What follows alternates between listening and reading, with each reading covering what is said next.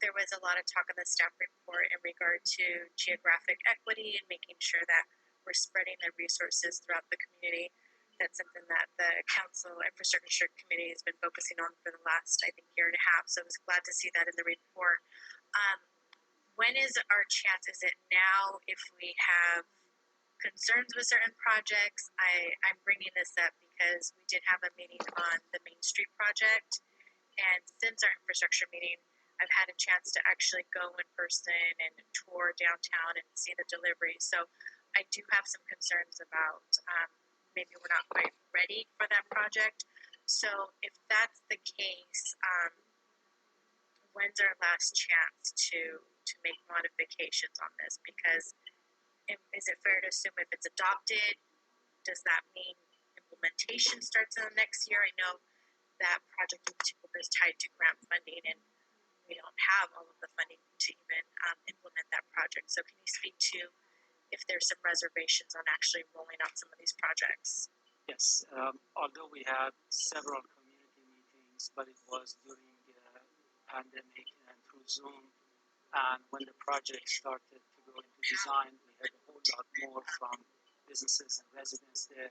We are not going to pursue that project without getting adequate input from residents and businesses. We have paused that project. We are not going to proceed with it until we are sure that there is enough support for the project, and we explain and change the project in a way that meets the needs of the residents and businesses there. I can assure you that we are not going to proceed with the implementation without giving adequate feedback, providing enough information to the residents and businesses. Okay, thank you. And I do appreciate staff's work on this. My concern is just, many people are still struggling with the pandemic. So I think it makes sense, given the last 13 months to put a pause. So thank you for that response. I do see the needs assessment for the wastewater pollution office, the administrative office, as well as the courtyard needs assessment. But I'm wondering, do we have a list of other buildings, facilities within the city of Hayward that also need the same needs assessment? Not necessarily to be included in the CIP budget, but where can we find that information to keep that readily available? Should there be federal stimulus money available? Just want to make sure that we're capturing all of the needs of the city, because I don't see Weeks Branch. I don't see, in the past there was talk about police department needs assessment. So where would that be captured? We can provide a memo, a report that lists those buildings. I was going to say that aside from the ones that we mentioned, airport is relatively new. City Hall is new, so those are not included. The wastewater treatment plant is going to be included as part of our phase 2 improvements there. I'm not sure if it is going to be part of the same project, or because of the specialty nature of it, we are going to separate it from phase 2 and proceed with it as a separate standalone project. And of course, courtyard is the biggest challenge that we have because it has so many functions, and the first step is to do a needs assessment there. The branch library has been on our focus. I know that there are needs there.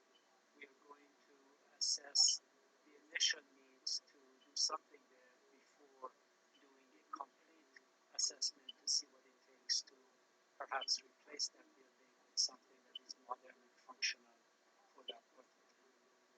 Okay, and then police department would be included in that as well.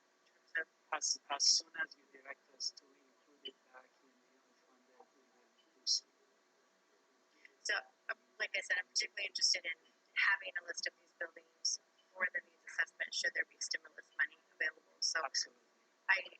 And those are the only buildings I'm aware of. I didn't want to, be educated on are there others that we should be mindful of. So I'll ask if staff can please provide us with the memo so we can give proper direction after having that discussion or that information.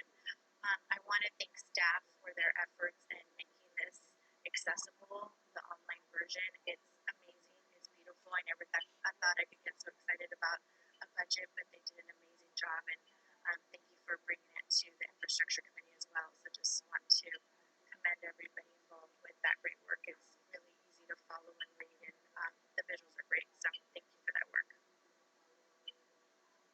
All right. Thank you. Councilmember Andrews? Yes, thank you, staff, for your report, and I love the website. It is definitely way user-friendly than just a large PDF posted on a website. So definitely going to take back some lessons learned and my homework. So I appreciate your hard work on that. One question I have is about the mural art program, disaster preparedness. I see that those items are not being funded in 2022. Is that correct? I believe so. I can look it up. Okay. All right. And then Councilmember Marquez already mentioned Main Street revisiting that timeline, and I was wondering if if intersections and safe routes for seniors could be prioritized versus figuring out what's happening with all of Main Street and the rest of the project. So is that still a possibility to prioritize those two things? Absolutely. Safe routes for seniors have 6 intersections included in it. 2 of them were on Main Street. So we thought that rather than doing 2 separate projects and we didn't know the timing and everything, we moved 2 of those intersections onto Main Street, Complete Street. But if there is a delay in Main Street, we are going to think about implementing the 6 intersections together so that there is going to be no delays. We are thinking about different approaches for making sure that the project Safe Routes for Seniors get implemented. Okay, great. And then just for my own edification for the capital projects for the police department budget, what is the and maybe Captain Matthews can speak to this, but what is the difference between supporting services equipment versus police officer equipment versus field operation equipment? And yeah, those 3. I'm not sure. Those are just equipment needs in different divisions within the police department itself. So support services is usually kind of the professional staff side of the operation. So that would cover the comm center, records, jail, etc. And then police officer equipment and field operations equipment. A lot of that stuff is the equipment that you see out in the field on patrol. Right. And I see that there's a big dip that in future years, and I don't know if this will get adjusted later on, for criminal investigations equipment from 2021-22, and then a really big dip in 2023. Can you explain those dips? I think it's all based on projected need, and so I'm assuming less of that for the investigations divisions in the next couple of years. I think it's all based on projected need. All right.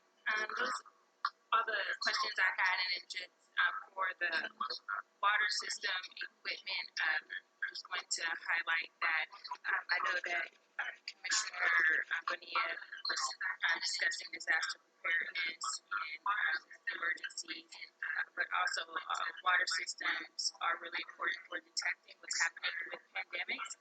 And so I wanted to know if that is something that our water system is doing now, or participating in any surveys or labs to see how the pandemic transmission rates are growing or lowering, and if that's something that we'll be doing in the future, and if this is funded. I wish I had an hour to talk about everything that we have done on the emergency preparedness side for utilities. I can tell you that we have done a lot over the years. We are as prepared as we can be.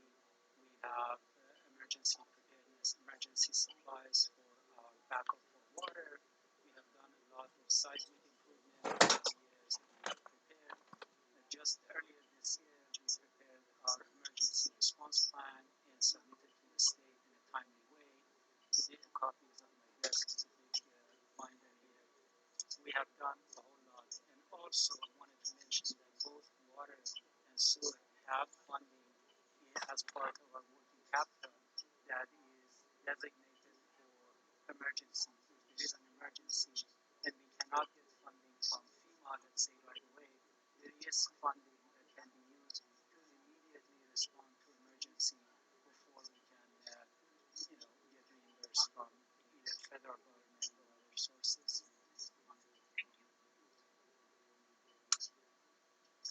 Okay, thank you. I thank you for not taking an hour to describe all we've done, although we could talk about a lot of things I know that are disaster preparedness aspects.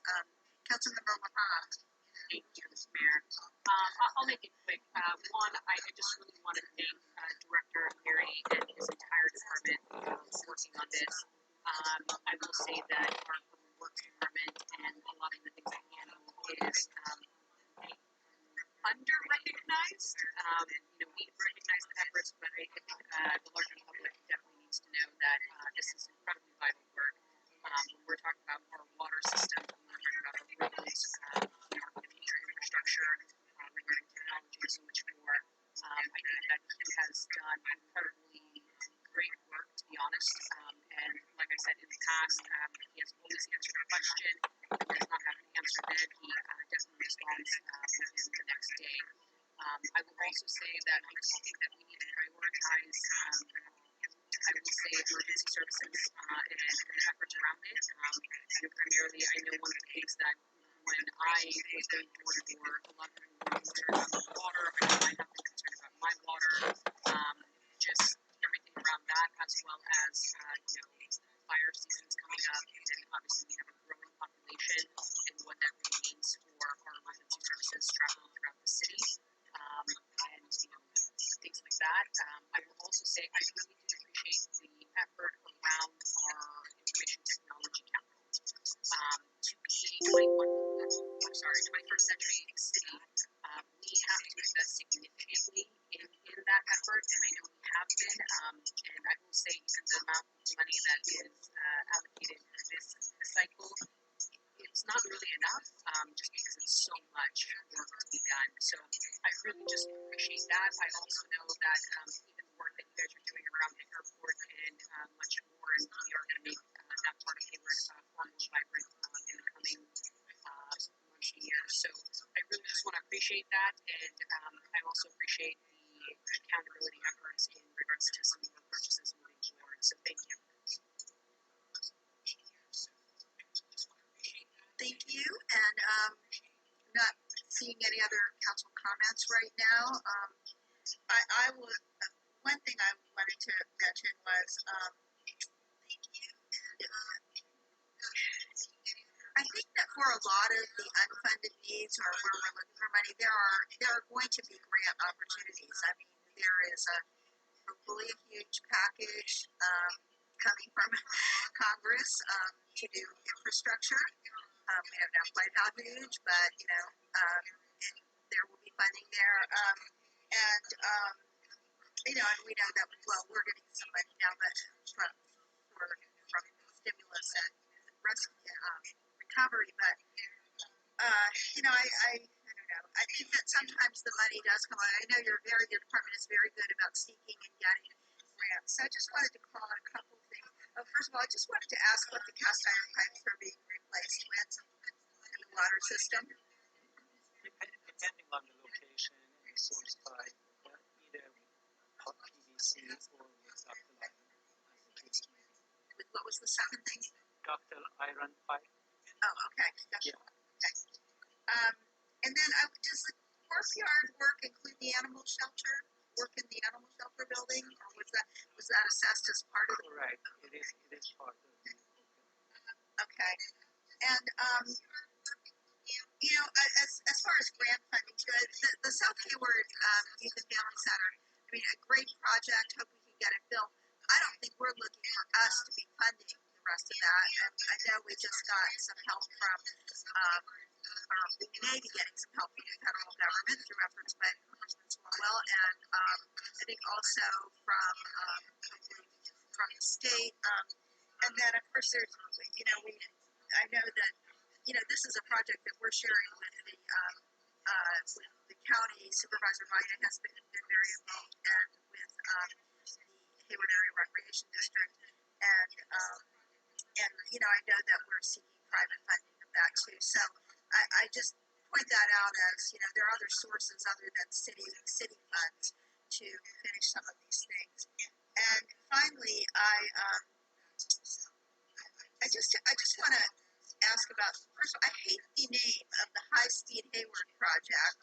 I know that this is an IT related thing. It's some kind of fiber or broadband or whatever term you use that I don't fully understand. But I just, High Speed Hayward just doesn't cut it right now. We have complaints from all over the city about people speeding in automobiles, and I wish we could find a different name for that project or that.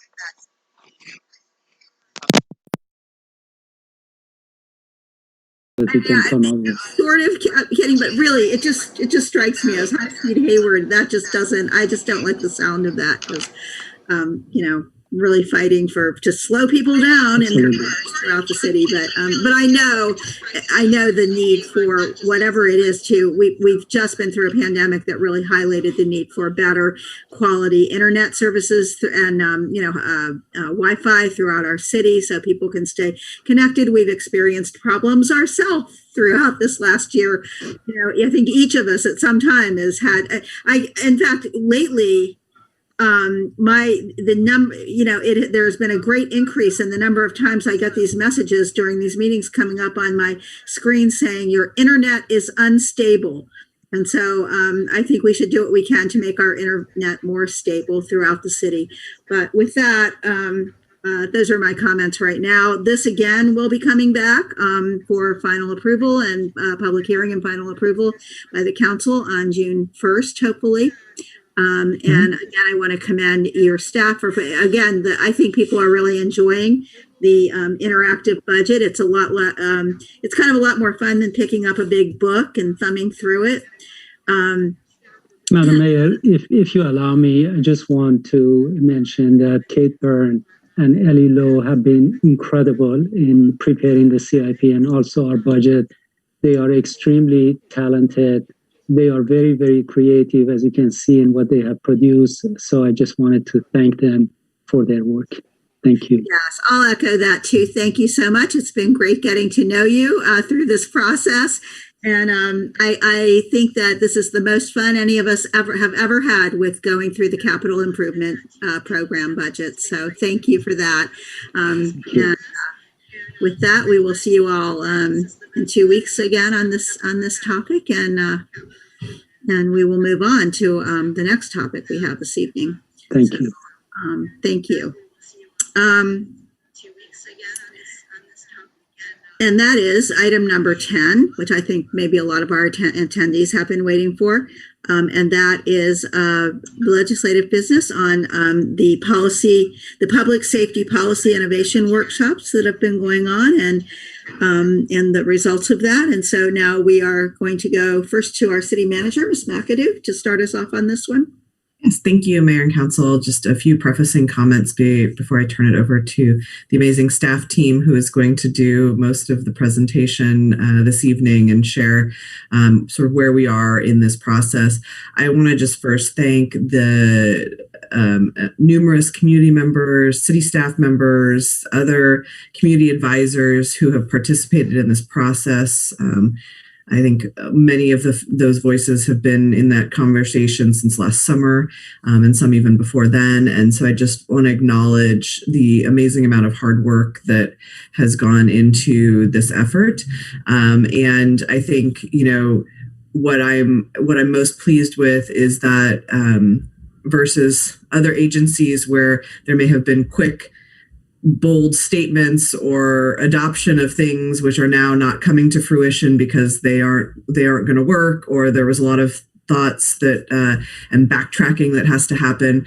I feel like our process hopefully will lead to some solutions and some results for our community that we can implement quickly, because we have taken the time to listen, to hear the issues and the concerns, and to come up with at least the beginnings of solutions that are a little more fleshed out and feasible from the staff and the implementation perspective. And so I'm excited to share this presentation with the council and the community tonight.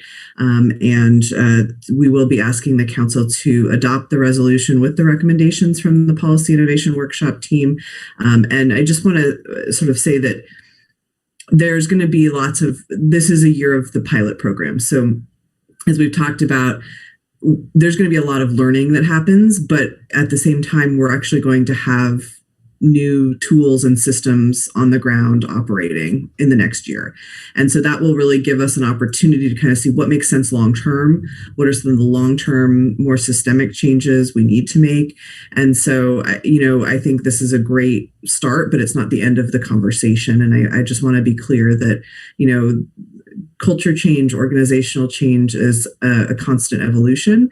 I've been with the city of Hayward for 10 years, and we've been working on culture change in a lot of respects, on a lot of different topics in a lot of different departments. And, I think the conversation around response to mental health and homelessness crises, response to housing, response to policing reform, all of these are big systemic issues that the city of Hayward can pull some strings and push some levers, but we also have to operate within the broader system that we operate. And so I think that creates some of its own unique challenges. And so I think we're trying to find opportunities to push those levers where we can to make a difference for our community. And so I just wanted to set those sort of prefacing comments before turning it over to the staff team who's going to walk through. It's a much deeper presentation than the one that those of you on budget and finance may have heard a few weeks ago. It actually dives into sort of the implementation steps and some funding recommendations.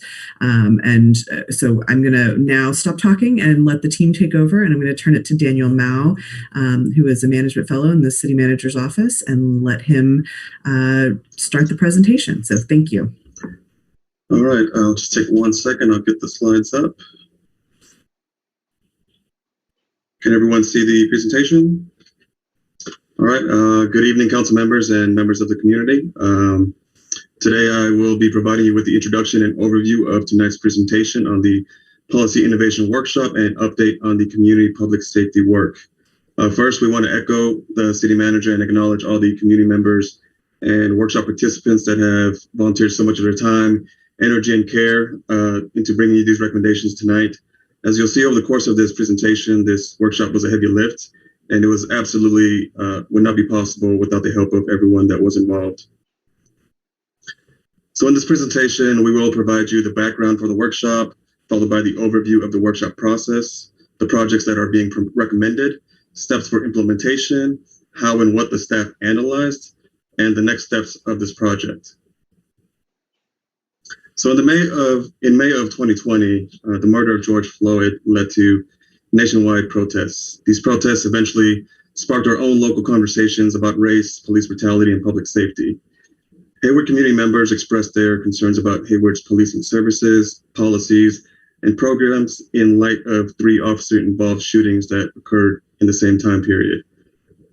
In July of the same year, council directed staff to implement a community engagement project to better understand the community's feelings on public safety, race, and policing in Hayward. From August to October 2020, staff worked with consultants and partnered with community members and organizations to survey over 1,700 community members for their thoughts on public safety and policing in Hayward. The results of that community engagement were presented to council on October 27th. Following the community conversations on public safety, an interdepartmental team of 20 staff analyzed the findings from the community and summarized common safety concerns, themes, and attitudes. Before reviewing some of the findings, I'd like to give a special thanks to the project-based learning faculty and students at Chabot College and Cal State East Bay students who were invaluable in the community conversation survey process. So the findings from the responses, what we heard is that racism and homelessness were top safety concerns. Hayward's diversity and desire for the safety of everyone in the city was highly valued, and that there was a general satisfaction and feeling of safety when interacting with Hayward police, but a significant number of community members reported otherwise, having negativity or ambivalence in their responses. Most of these concerns being HPD's level of responsiveness, a lack of trust of HPD due to systemic racism and intergenerational trauma concerning police. Some had direct negative experiences and incidences with HPD. A few other key themes found in the survey is that a majority did not support freezing police hiring, equipment purchases, or spending on police facilities, and that close to 60% of survey respondents overall felt that the relationship between HPD and community is positive. However, there was a significant disparity in responses from Black or African American participants, of whom only 48% reported that they believed in the relationship with HPD was positive. Furthermore, a majority of respondents supported reducing HPD's budget and reallocating them to community services using a participatory budgeting process. Finally, 82% of respondents supported using a 311 emergency hotline as an alternative to police response for calls concerning homelessness and people suffering from mental health crisis. And for more information on the project and the survey data collected, please visit the project website at haywardcalifornia.gov/haywardsafe.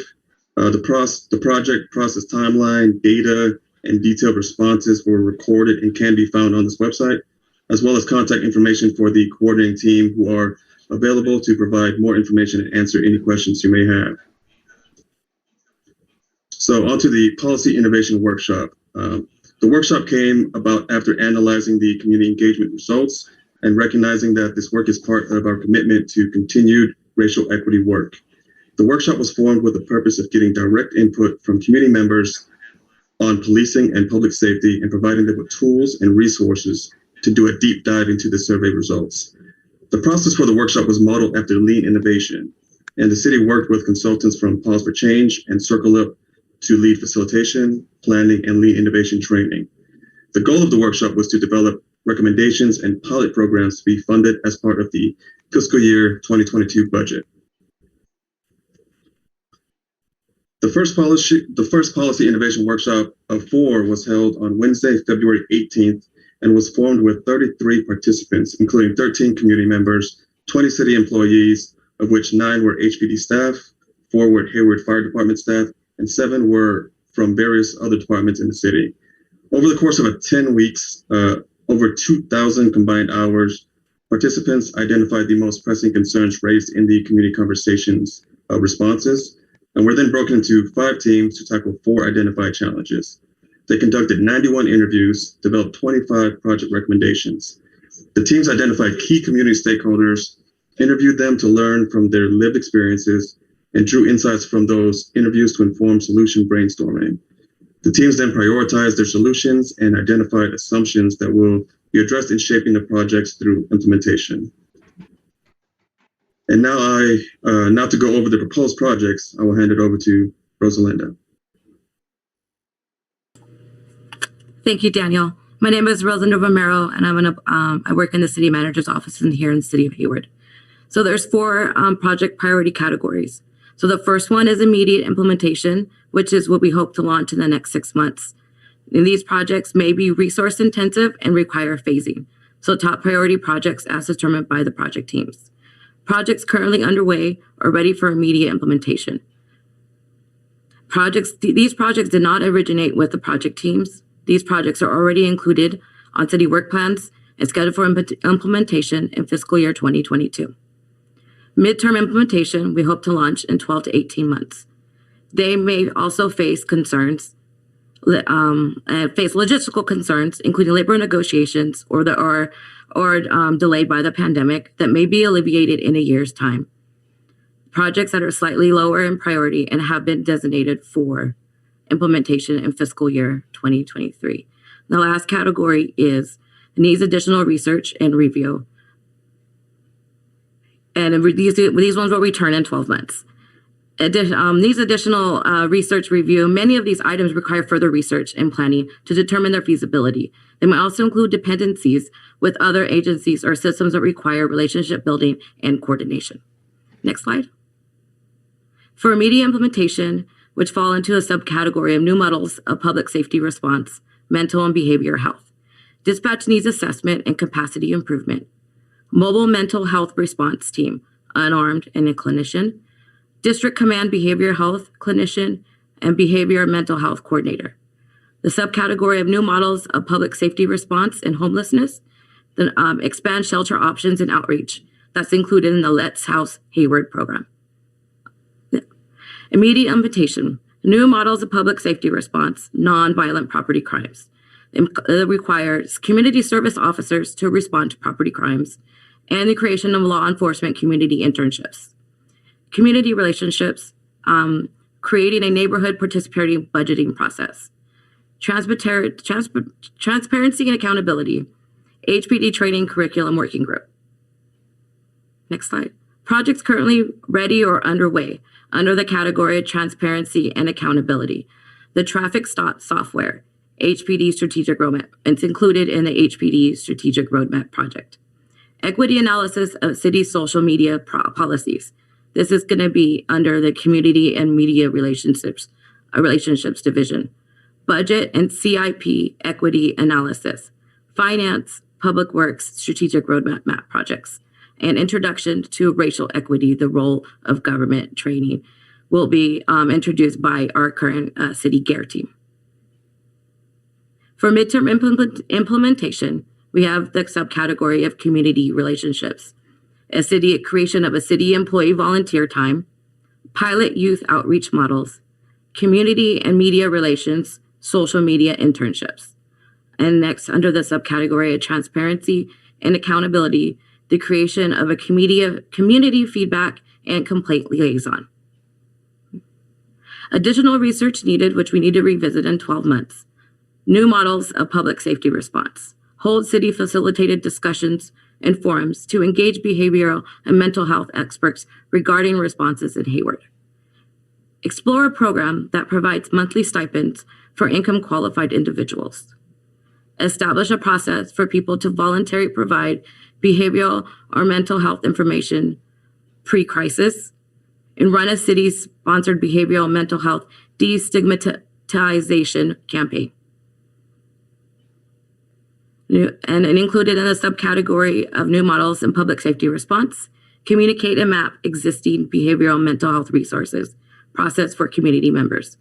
Explore the feasibility of a sales tax increase in Hayward with all funds allocated to community safety needs. Develop a long-term plan for a restorative, transformative justice safety model in Hayward. And transparency and accountability. Evaluate the community advisory panel and explore other oversight models, such as civilian auditing and investigations office, among others. So I'm passing on the next part of this presentation to Terrence Candle of the City Manager's Office. Thank you, Rosalinda. Hello, I'm Terrence. I'm a management fellow in the City Manager's Office, and I'll be going over the staff analysis and implementation plan.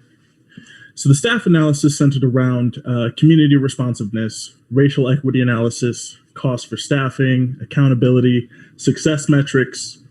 The cost and staffing are rough estimates of departments that will lead the solution implementation and anticipated funds for staffing, contracting, equipment, and other needs. The racial equity analysis focuses on providing context for the recommendations based on data from the community conversations and survey, the police department CALEA compliance review, U.S. Census and American Community Survey data, and other sources noted in the data sheet. Staff made preliminary suggestions on how to report out progress of projects and metrics to measure success. Next slide, please. Very briefly, I will go over the implementation plan for 9 of the recommended projects identified for immediate implementation. The executive sponsors, which are city executives responsible for supporting the interdepartmental teams, and the immediate next steps necessary to launch projects. Next slide, please. So first, dispatch needs assessment and capacity improvements. The executive sponsors for this project will be the city manager, fire chief, and the police chief. The immediate next steps are to issue a request for a proposal for study and hire a consultant to perform the assessment. For the mobile mental health crisis team, the executive sponsors for this project will be the assistant city manager, the fire chief, and the police chief. The immediate next steps are to establish a program model and develop and or change job specifications necessary for staffing, and then recruit and hire personnel.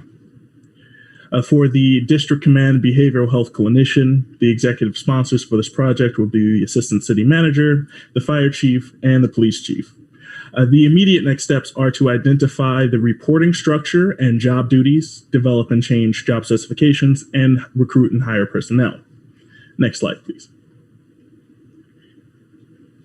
For the behavioral mental health coordinator, the executive sponsors for this project will be the assistant city manager, the fire chief, and the police chief.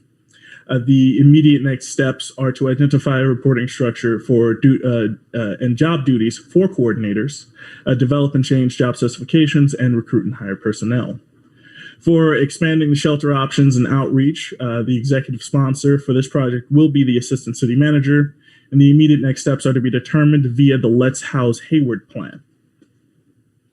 For the community services officers to respond to property crimes, the executive sponsor for this project will be the assistant city manager, and the immediate next steps are to develop policies and training protocol and to update current job specifications accordingly.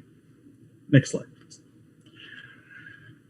For the law enforcement community internships, the executive sponsor for this project will be the police chief, and the immediate next steps are to work with community members to develop a program model and work plan, as well as recruit and hire personnel.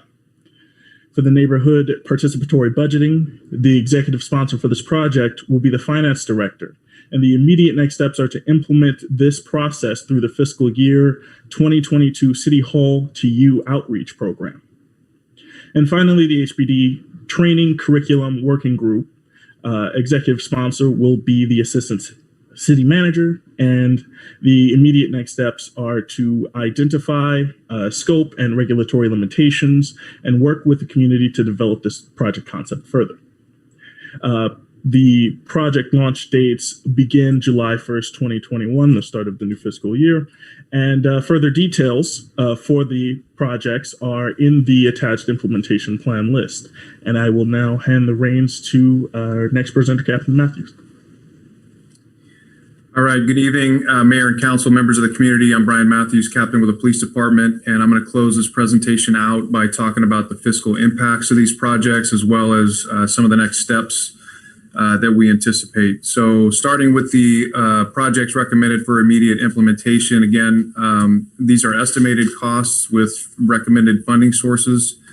So at the top of this slide, you'll see the funding source recommendations, and that is that 5 vacant peace officer positions, the funds be reallocated from there to help pilot these projects, and that's an estimated $1.3 million, and then $385,000 from federal stimulus funding. At the bottom of the slide, you'll see the list of projects that we've already talked about with an estimated cost breakdown to pilot each of these projects. The top 4, the dispatch needs assessment, mobile mental health response team, behavioral health clinician, and district command, and the behavioral mental health coordinator position would be funded from the reallocated funds from police officer vacancies. The community internships and the neighborhood participatory budgeting would be funded from the stimulus money. And then the 3 remaining projects would be funded with existing funds within the budget. And just to touch on the shelter options and outreach, I know that it's anticipated that will incur significant costs, but That's being considered as part of the Let's House Hayward plan. Next slide, please. This slide reflects the fiscal impacts of projects recommended for midterm implementation. The top two, city employee volunteer time and pilot youth outreach models, there is no anticipated cost. And then the CMR social media internships and community feedback complaint liaison position, there is anticipated costs, and those may be funded out of the existing fiscal year 22 budget allocations or be considered in the fiscal year 23 budget. Next slide, please. So it's the goal of the city and the project team to have the community continue their involvement in these projects. So each of the pilot projects will have an interdepartmental steering committee comprised of city staff members. And as you heard, each will also have an executive sponsor. Many of the workshop participants and other community members expressed a desire to stay involved. And so we're exploring possibilities to continue that work. Some of these possibilities include community involvement on implementation teams, especially for projects targeting community relationships and trust building. The establishment of a community dashboard for public implementation updates. And there's a website listed at the bottom of the slide, which has been in place for a while at the project website, where community members can contact the project team directly. Next slide, please. So for next steps, the goal is to proceed with implementing the projects as approved by council, and then return to council at 6-month intervals to provide project updates. So it's anticipated that that would take place in January of 22 and July of 22. Council will receive project updates on those that are already underway through the strategic roadmap implementation and update process and the fiscal year 23 budgeting cycle. And again, we're going to continue working with the community and communicating progress to identify additional opportunities for change. Next slide, please. And that concludes the presentation for tonight. As already been mentioned by some of the team members, I want to give a shout out to all of the participants. There was a lot of hard work that went into this innovation workshop, and I know that we sit down and have honest conversations about these issues. There's a lot of common ground that we share, in fact, more so than not. So thank you to everybody for the hard work, and we'll open it up for questions.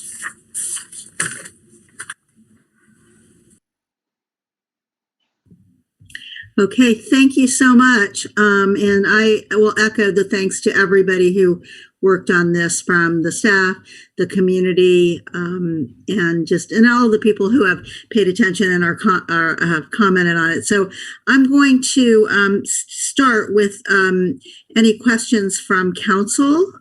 So if you wanted to ask questions, council members, raise your hands, and we have Council Member Zermeño. Thank you, Mayor, and thank you, Daniel, Terrence, and Rosalinda, and Captain Matthews. Let's see, 3 quick questions. Project number 6 talks about cold calls. I don't know what they are. Sorry if I'm ignorant on that particular issue. So I'll take that one. A cold call would be a crime-related call where there's not, it's not in progress and there's not a suspect that's still on scene. So there would not be a need necessarily to send a police officer. Got it. Okay, got it.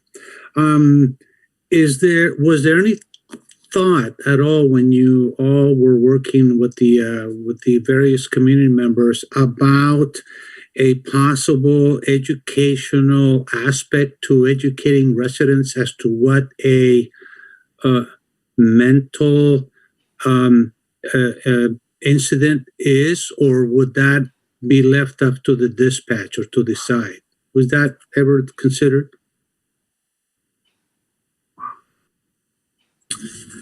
I don't know, at least on my team, I don't know that we had necessarily a conversation about a large-scale education for the public. I know that the dispatch center did come up in terms of being able to triage calls for service that have a mental health component. And in the conversation that we did have on the team, we came to an understanding that some calls come in and very clearly have a nexus to a mental health component. but many of them don't. Many of them are calls for service based on behavior, and then first responders have to make that assessment when they arrive on scene. So we did not have a conversation about having that chat with the entire public, but we did as a team. Okay, all right. And my last question is, any thoughts on establishing a 311 urgent hotline? Was that ever discussed? Does that ever come up? So maybe I can jump in on this. All right. And let the rest of the team. I think it came up in the context of the review of the dispatch center. So I think the recommendation there is a further evaluation of the dispatch center and how it's structured and the possibility of 311 as a part of that. So while it's not one of the formal recommendations, it is part of the conversation still. And I think we did hear, from some folks who thought there might be confusion because we have 211, 311, 911. Who are you calling for what? And so I think what we want to try and do is find the most efficient way to take calls in and then route them to where they need to go. And then making sure that the folks answering the phone have training and be able to deal with a whole host of crises, not just 911 emergency calls. So that's, I think, the concept as we go forward with the dispatch study. Okay, thank you, Kelly. And while you're on, I think my last question is you'll probably be able to answer it. So we had 12 frozen police officer positions. 5 of them are going to be part of the funds for these projects for the next 6 months, the initial projects. What is the status of the other 7 frozen police officer positions? So the plan would be to unfreeze the other 7 vacancies. Currently, the police department has 23 police officer vacancies. So there's, we are proposing to use the vacancy savings from 5 of those positions to fund the pilot program.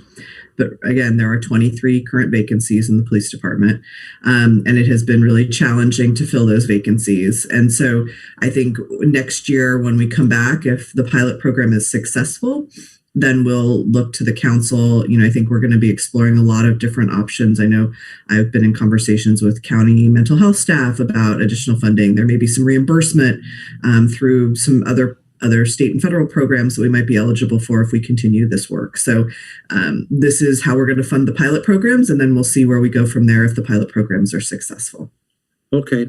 And then just on the youth aspect, I like the fact that we're going to be speaking with the Hayward Youth Commission. Any thoughts on approaching Los Hijos del Sol from the Familia Counseling Services and then the Healthy Youth Coalition from Eden Youth and Family Center? Any thoughts on that, or did they ever come up? I guess not. Okay. All right. Maybe that's something to be considered. I thank you again to the team. And Kelly. Okay, thank you. Councilmember Salinas. Thank you. I think I have 3 very focused questions. The first question is, I was reading the report. I see that there's a lot of emphasis on mental health, and is there work being done currently to inventory existing mental health services and existing models or service delivery models in the area relative to La Familia, the county, and so forth? I was just curious, is there an inventory of what exists out there currently? I think that's actually one of the things I've been working on with the County Mental Health Services Agency. As you know, they are the direct recipients of all the state mental health funding. So when there is that is where all of the mental health funding from the state, it trickles into the county. And then that is one of their key service areas. So I think there is absolutely an opportunity and an openness to explore partnerships, whether it's by contracting with their staff to provide services, and leveraging those resources that already exist, looking for potential funding partnerships. And so I'm been working with the city managers in Oakland, Alameda, and San Leandro to see if there's ways that we can sort of regionally partner as cities to increase service provision. For cities like San Leandro and Alameda, they don't have quite as many resources as Hayward and Oakland, so we're trying to figure out if there's some ways that we can partner with them to help support. Yeah, because I know, up at Cal State, they also have the community counseling clinic where they have, counselors. I don't know how far they live away from Hayward, but, perhaps this could be an opportunity to start recruiting counselors to be dispatched, I don't know. Anyways. The second question is, one of the observations I made on the committee as I was reading the document was that it was diverse and very interdisciplinary. There's a lot of different talents and disciplines represented on that committee, and I was just curious. Can you describe a little bit more in detail? Who was on the committee, what were their disciplines, that they came from? I'm just curious to see some more of a description of the committee and its members. Laurel or Mary, do you want to take that? I can jump in. And if you go to the Hayward-ca/Hayward Safe, there's a full roster. Mm-hmm. But in short, what we ended up doing was pulling from existing commissioners. And so there were people from the Community Services Commission, Library Commission, Keep Hayward Clean and Green, Planning Commission, Personnel Commission. And I'm sorry if I'm missing any, but it was a good representation of age groups. And then from staff, it was because we had people from the GARE group, it was people from Public Works, even mostly police, city manager, and fire, but also finance, some different folks from different departments, planning. Good. Good. And then, I just wanted to, so good. That's what I wanted to hear. And then lastly, when I read this, and of course, when you brought it up tonight, the sales tax, that piqued my attention. And I'm curious, what was the conversation like around the sales tax? I'm just kind of curious about that. Well, I wasn't in the group, so maybe maybe some of the groups can talk specifically about it, but we have talked a little bit further.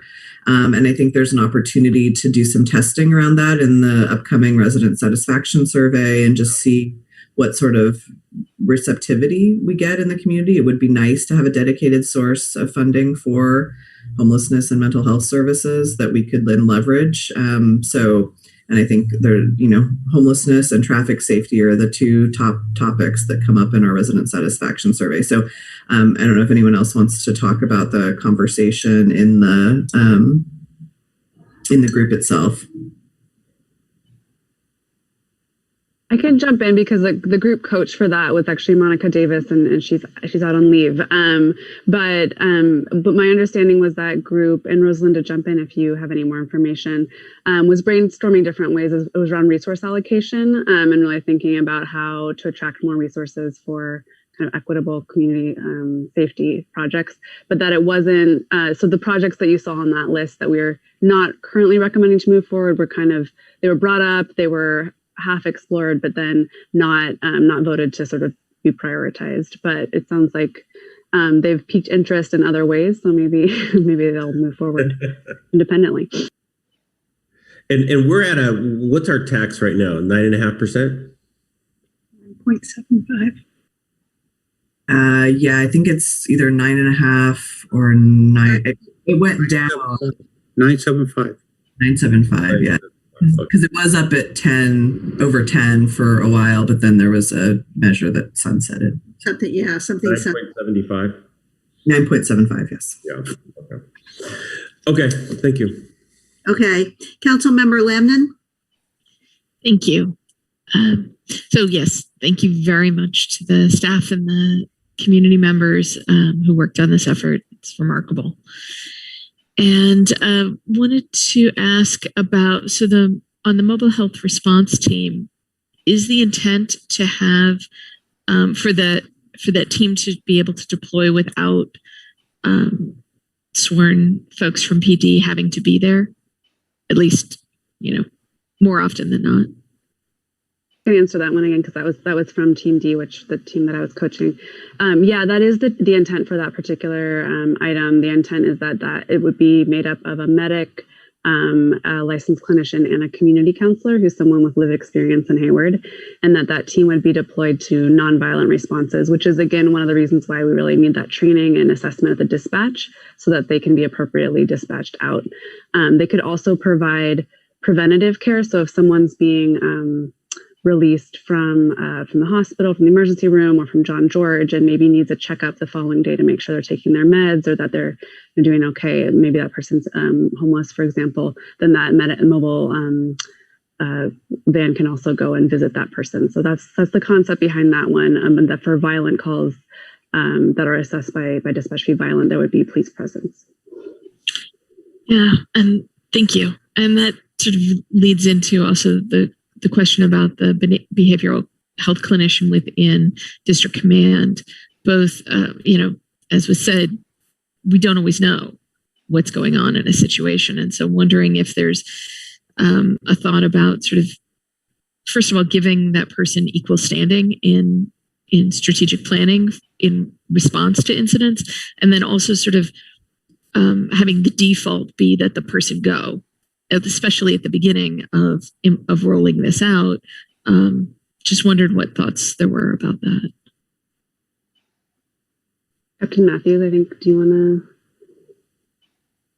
Yeah, absolutely. I think the thought process behind that is to have an in-house resource that has expertise that we can draw upon. But to your point, Councilmember Lamnon, having a resource that can actually respond with our staff to some of these things, and maybe even in certain cases take the lead, without the police department taking the lead, I think is a thought process behind having that person embedded with our district command. I mean, I think the reality is that some of these calls we are still going to have to go to. And so having that tool and having that resource there immediately accessible, I think will hope, lead to some positive outcomes. And I can just jump in with one more just point of discussion that happened in Team D, was that the discussion around sort of the idea of these pilot projects and taking a year to really closely track what kind of responses we're having, who's being sent. Currently the county does have some similar responses, but because we don't have local control over that, where there's not really the same level of evaluation. So really giving us a chance to see what works for Hayward. That's a really good point. Thank you. My last question is the number 17, the community feedback complaint liaison. It sounds like that's not scheduled for implementation in fiscal year 22. And am I misunderstanding that, or can somebody enlighten me? And if there's a reason to delay that one? Does anyone else want? Yeah, I can jump in. Go ahead. Of course. Councilmember Lamnon, that one is scheduled for a future date. It was a staff added project, actually, and we prioritized the projects that were added by community members. Additionally, we wanted to prioritize funding for those projects that were identified as a priority by community members. And we'll continue to do research and identify funding sources in the fiscal year 23 budget cycle. Thank you. Thank you, Mayor.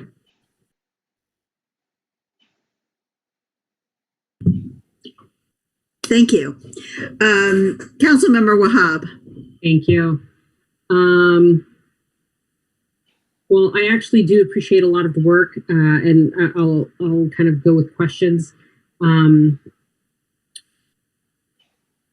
just want to make sure that, with the dispatch needs, and I know it's a little bit, we're trying to implement it now, but, or at least, sooner than later. I did want to ask, a little bit more as to what is the thought process as to what we're doing an assessment, and then where do we envision this down the road long term? I think that's part of the reason we're doing the assessment is we're not sure yet. I mean, I think there's definitely a need to create a resource and dispatch for mental health call response. And so what is the best organizational structure for that? I think looking at the organizational structure, what's the best way to intake calls? How do you route them? Is there a need for additional dispatch resources in certain response areas? So those are all going to be on the table for conversations. And so I don't know that there's a preconceived notion of how that evaluation is going to come out. The police and fire chief and I are going to be leading that project with a number of staff from each of those departments, and really taking a deep dive in looking at how do we respond to calls, just general calls for service throughout the city most effectively. And are we doing a staffing level analysis on this as well as and I know we're doing an assessment, but I just want to see what the assessment actually entails. Are we doing a staffing level analysis as well on this? I would assume that will be included in the assessment. That would be my guess. Usually it is. Okay. And then as far as the mobile mental health response team, I know this is something that I definitely have wanted for some time now. I will say that there is also additional funding within the larger fire groups, and I'm talking about county/state in efforts around grants and so forth, as this model is incredibly vital. And then I'm very much looking forward to that. But I wanted to ask. You stated that we will be reaching out to Supervisor Valle and potentially others for other funding opportunities around this, right? Correct. I've been mostly working at the staff level with Dr. Karen Tribble, who is the head of the Behavioral Health Services Agency for Alameda County, and also have had conversations with a number of other county staff members. But, obviously the best way to lobby electeds is by other electeds. So if you all want to have conversations with our county supervisors about the need for funding for these types of pilot programs and mental health services, that is always a good thing. I am already working on this, so this is incredibly important. So I get my marching orders from you on this too. So I appreciate that. And then as far as number 3, and I appreciate that you state the next steps: identifying reporting structure and job duties for this particular behavioral health clinician, and being with this particular group that actually goes out within PD. And to Captain Matthews's point is that some calls obviously PD will still have to address, whether that's, domestic violence, whether that's, an incident that there was a call, but it didn't match up with actually what's happening on the ground. One of the things I did want to highlight is that the team that tends to do a lot of these types of calls, for example, domestic violence and so forth, and Captain Matthews, this is more directed to you, they are also trained specifically in negotiations, correct? Yeah, if we're talking about the district command unit, there are a number of the folks that are assigned to that unit that are crisis negotiators. Okay, and with that, they have far more specialized training than, because they're a specific unit to do this type of work, correct? Correct. Okay. Also respond, Councilmember Ohab, on one of the things that's been really interesting that I've learned through this work is that when there are people who are facing serious mental health crisis to the point where they have to be placed on what's called a 5150 hold, where they're actually in need of severe mental health intervention, there are only a limited number of people, those individuals who can declare that have to be designated by the county. And so it's county mental health staff and police officers right now. And so that's one of the conversations we're having in the county is about broadening that to include more community-based providers so that it's not just police officers who have that power along with county mental health professionals. So there are some kind of unique nuances in terms of these responses and kind of that there's like a tiered sort of escalation. Yeah. We know we have not, like as a society, we have not done enough around mental health, to be honest. And And to your point, I do want to highlight mandated reporters. Obviously teachers are mandated reporters, and there are plenty of other community members, some of the clinicians and so forth. But the reporting structure definitely does go to the, county as well as it could go to PD. So I'm looking forward to that conversation. And is that part of the conversation in these efforts to really put pressure on the county to kind of broaden their network as well around mental health? Absolutely. That was part of the discussion we had in our first phone call. Okay, perfect.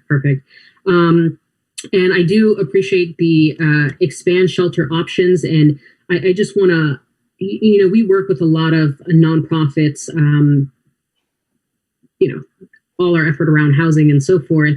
Or are we going to kind of have kind of a larger strategy session? I know we're obviously working on Let's House Hayward, but considering that this is also part of the scope of what we're trying to do regarding sheltering folks and, the homeless outreach and so forth, are we potentially looking for staff to kind of partner and have a larger community conversation, with La Familia, Bax and, Abode and so much more?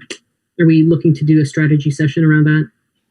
I think most of those groups have been involved in the Let's House Hayward process and the community engagement process. I don't know if Jennifer is on and still wants to say something. Yes, she says that work is happening as part of the Let's House Hayward process.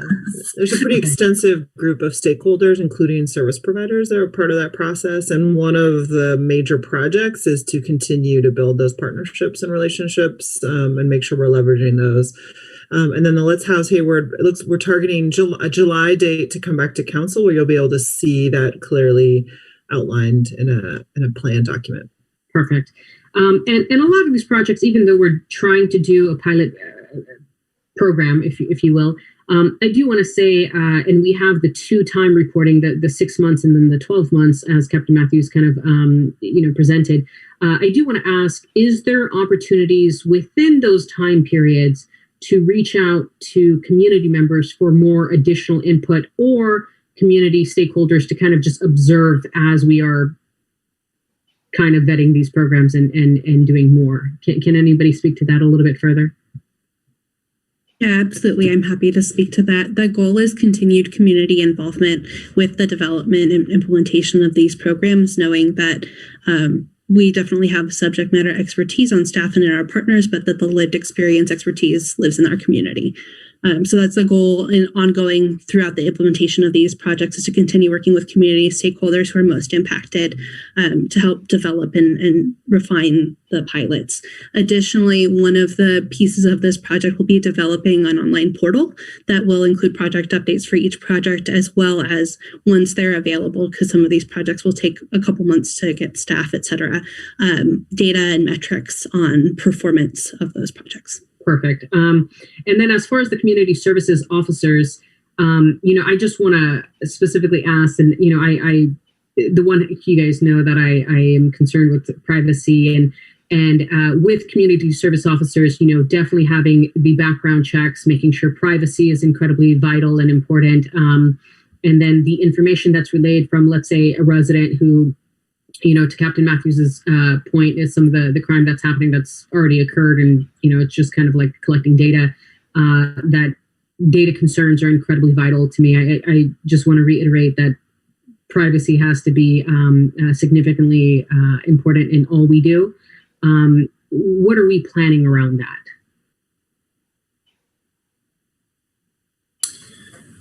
Well, the background process for this community service officer is the same as that of a police officer. They just go through different training and have a different job description. So we're making sure that we're bringing the right people on board within the organization. In terms of privacy, I would imagine, and again, these are solutions that are not fully developed and haven't been built yet.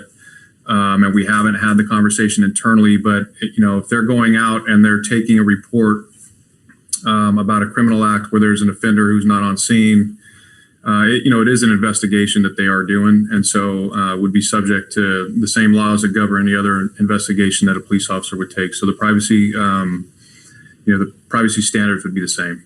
Okay, perfect. And obviously that's a high priority on all we do. And then as far as the law enforcement community internships, I know I spoke about this at the last conversation about these projects. Are we looking to kind of have our internship opportunities? And I know even our city attorney talked about internships, and I know that a lot of the departments are looking for interns and robust interns and different skilled levels of interns and so forth. Are we trying to create a long-term internship program for the city for, let's say, interested residents as well as young residents, and it being vetted through our library, and they get placed at certain things, but having a core headquarters for internship programs for youth and others? Well, typically, I think the internships programs are managed out of the Human Resources Department, where just in terms of the sort of coordination, I think the library department can really play a key role in workforce development for the community in terms of training and skill building. And so I think there's a partnership between library and human resources. But in terms of city employment, or if we're bringing people into city employment, it would be better sort of facilitated and coordinated through HR.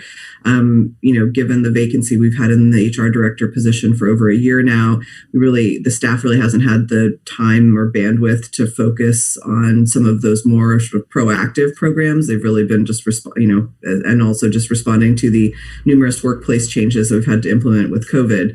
So I think with the new director coming on board, and as we sort of move out of the pandemic, hopefully into more normal working conditions, that will really allow the staff to kind of look at these things like job training, internships, and figuring out how we partner together to sort of, library being kind of the foundational work, that the skill building, the training, and then HR kind of creating the infrastructure to manage the internship program. Okay. And I completely get that. And I definitely want a very robust effort around, providing some of these young folks different opportunities to not only learn, but also build their resume and so forth. So, and as much as possible, being headquartered around some of the other community services, library maintenance, all the stuff that we need more help on too, specifically.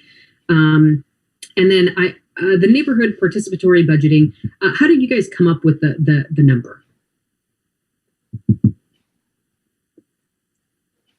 That was also a staff recommendation, and the number is it was basically a large enough number we felt like we could make an impact. So the concept right now is that the city would be divided into 10 neighborhoods, and we wanted to make sure it was a large enough number for each neighborhood, so at 35,000 for each neighborhood. So that's kind of where that number came from, but it was not based on anything more than that. Okay, and overall, I appreciate it. I think I have no further questions, and I'll leave my comments for the next phase. Thank you. Okay, Councilmember Andrews. I just have a couple of questions. Thank you, staff, and to community participants of this process for your work here. The dispatch needs assessment. Did I miss it? But do we know how long that would take to do that assessment? I think depending on how deep a dive they do, I've seen them take as few as 3 months and as long as 18 months. My hope is we're going to land somewhere in between with some concrete recommendations that we can implement sort of hopefully mid-year. And have we looked at other cities and how because they've actually implemented dispatch changes, and are we looking at how long other cities are taking to review that? Yeah, that would obviously be part of the evaluation. So that wasn't part of I don't know if they did empathy interviews with other cities. I'm not sure which team leader had that one as underneath their group. We did do, I can speak some to that, and then I think Captain Matthews, we did talk to some models around the mobile response unit as well, and just making sure there was an emphasis on making sure that the proper training was available at dispatch for some of those. So that includes, Oakland. We talked to Dallas. There was a few other cities, but I think it depends on each of the communities' different needs. I don't know, Captain Matthews, if there's. Yeah, and in my group, there was some outreach to Eugene and Philadelphia and some other places where they have models, where they have behavioral health clinicians who actually work in the dispatch center. So there was some research that was done, but again, I think to the city manager's point, all of that will be folded into the evaluation that gets done. Okay, yeah, I do now remember mentioning that in the workshop, but I was just wondering, given that we've already talked to some cities before, if we can look on the shorter duration of that assessment, because 18 months seems like a very long time to assess that, but it will not take 18 months. I having worked on a project like this in another agency, yeah. So I'll just say we will not take 18 months. There's, that will not be that will not be the time frame. okay. Kelly, real fast on that, Councilmember Andrews, did you have a particular city that you saw a model in that you were particularly fond of? Well, I did remember hearing the Eugene city mentioned in the last workshop, so I was interested in hearing more about that. And then Cahoots, I don't know if that is the same city, but I know the name. It is. Okay. So I was thinking about that, and I was interested in that. And I know Oakland has MH First and Macro, and just wanted to see how they all those systems compare. And I know it's really new in Oakland, but just was curious. Have actually implemented their Macro program yet? So. Oh, they have. Okay. So, and then I know BART is dispatching mental health service workers. So that's all I know at the top of my head, but I've been reading a lot about it, but those are the ones that, come up right now. And then in the interim, since it is going to take another 3 to 18 months review time period, possibly, I was wondering if the city would provide and if they do already, please forgive me, but maybe an easier way of having mental health resources on the page, similar to how you were great about doing the COVID-19 pandemic page. And it was so easy for me to just, send someone, here's the COVID-19 resource page. Can we have something similar? Because, people are in need now. And so is there something that the city can put on their page? I know we have 211 and some other things, but maybe something like that for now, so people don't feel like they have to call 911 if they don't think it's an emergency, but they just need help. Yeah, I think we can definitely look at doing something. I know our community services staff have a lot of those resources already available, and I think it'd be relatively easy to hopefully put something like that together. Okay, great. And then as far as community engagement, I know that the police department has the Junior Giants program. They have Coffee with a Cop, and there's some other programs. That's all under the community engagement budget, correct? Or is that part of the police community engagement budget? How is that funded, those two programs? So those are actually, the cost for those really is staff time. Yeah, so those are events that are scheduled. They are considered community engagement. There are opportunities for us to connect with folks, but not really an overhead cost. It's a staff time.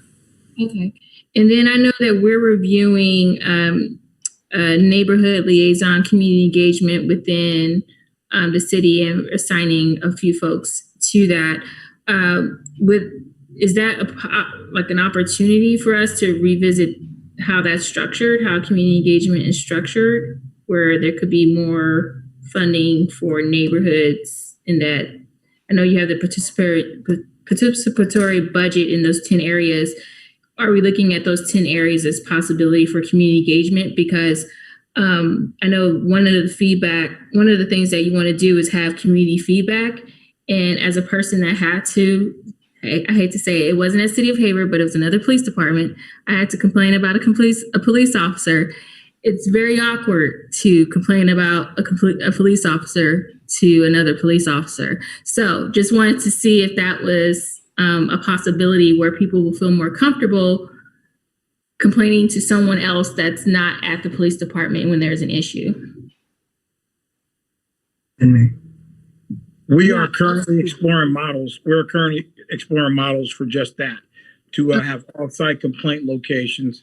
There will definitely be more to follow in the near future on that. Okay. All right. Well, those are all my questions right now. Thank you. Okay, and Councilmember Marquez, hand is up. Are you? Yes, there you are. Okay. I'm back. I apologize, everyone, for being in and out. I had to actually evacuate the building that I'm in and come back in. Everyone's fine, but I'm not sure if it's an issue with the alarm because it went off again. So I'm going to do my best. And I was listening in on my phone, but couldn't have my camera on because of the poor internet connection. But most of my questions have already been answered. I just want to make sure in regard to all the clinicians, the mental health specialist positions, is it our goal and intent to recruit for those positions?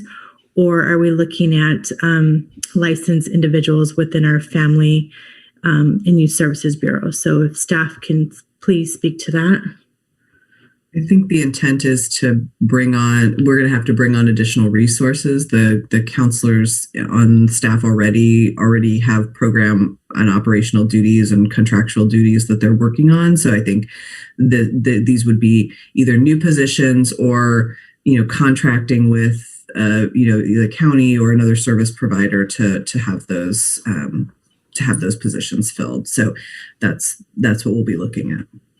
And if this resolution is adopted tonight, are we planning to bring those individuals on to start July 1st, or how soon would they be able to actually pilot these projects? Does someone else want to? I think we need to make some changes to the job description. So the goal is, yes, to start bringing people on board by July 1st, and it's as quickly as we can get the job descriptions. And the job descriptions will go to the Personnel Commission as well? Mm-hmm. Okay. And in terms of the 91 interviews, how were individuals selected to be interviewed by the participants of the innovation workshop?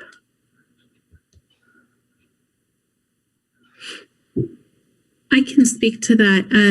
For empathy interviews for the innovation workshops, it really depended on the stakeholder that each of the groups were reaching out to. People often started with their community connections and reached out to resources like, for example, for groups A and B that were looking at young people of color in Hayward, reached out to Cal State East Bay and Chabot to try and get into contact with student groups and folks there. Or they may have had folks on their people on their teams who had community connections that were able to ask for referrals for interviews and kind of create a web that way. Additionally, for example, for the group that was working on housing and homelessness, they spoke with folks who are people who are experiencing homelessness as well as service providers. So it depended on how we could reach people in the community. There were some challenges in the sense that the pandemic presented difficulties compared to when we typically go out into the community and find people to talk to in these instances. But we also had the wealth of information from the community conversations and community survey to inform some of these focuses. Okay, thank you. And I know some questions were already asked in regard to assessing whether or not 311 would be a viable option. So I just wanted to make sure that that is included in the needs assessment. And we need to obviously identify the consultant. That has not been done, correct? Correct. We are waiting for council approval tonight before moving forward with that. Yeah. Okay. And are there any plans to revisit the community survey in regard to their relationship and experiences with Hayward Police Department? The same survey that was conducted, is that something we'll be doing on an annual basis, biannual basis? Was there any discussion in revisiting that survey?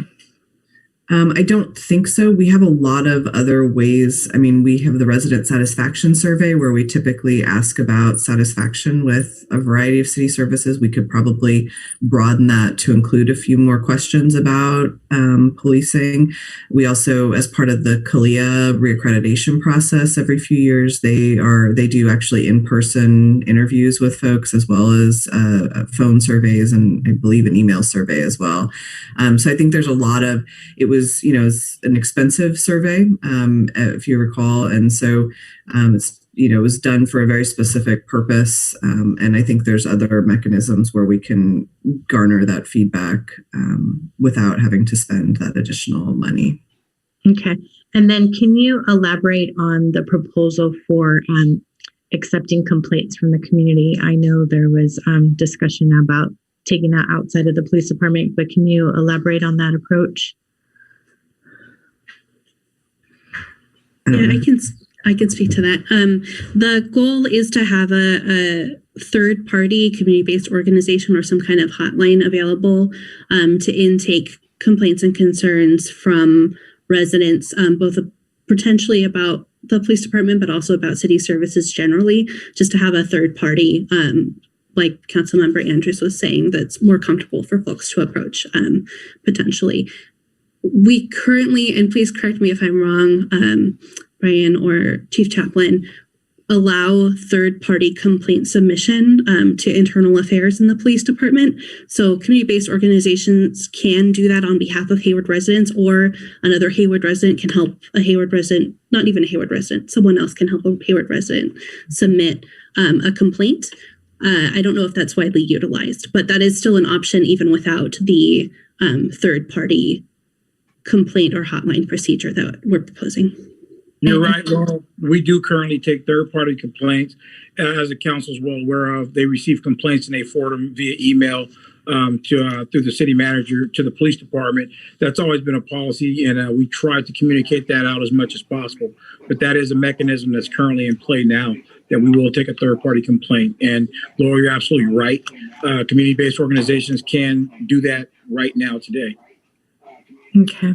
And in regard to additional funding to keep these pilot projects moving forward, who's going to be researching that information or ensuring that we're competing for available dollars? Is that going to be a joint effort between the police department and city manager's office, or who's going to be responsible for ensuring? A little bit on all of us, but I think the project managers for each of the respective teams will be keeping an eye on that, and then obviously we'll all be keeping an eye for grant opportunities and pushing on different funding opportunities. So sort of the ongoing funding and funding support is going to be a key piece of this implementation discussion over the next year. So. Okay. Those are all my questions for now, since my colleagues did an amazing job being extremely thorough. So thank you, Mayor. Thank you. Welcome back. And most of my questions were answered. I think that one was more about this was reviewed by the Hayward Youth Commission, correct? And we also there were participants from the Hayward Youth Commission. I don't think that you mentioned that one earlier, but my understanding was there were. Yes, Mayor, that's correct. There was one member from the Hayward Youth Commission, and then others who signed up. We had a whole about 60 community members signed up to be community advisors to the process that were invited to be interviewed throughout the process, and there were several from the Youth Commission. Okay, on the project involving having youth advisors look at the training, the training program for police officers, how can anybody elaborate on how that how you would envision that happening? How would these youth advisors be selected? And yeah, absolutely, Mayor Holliday. For that particular program, the goal was to look for young people of color in Hayward age 30 and under. So not just specifically high school students or college students, but there's a broad spectrum of young people in Hayward who don't feel a connection or trust with the police department or the city government.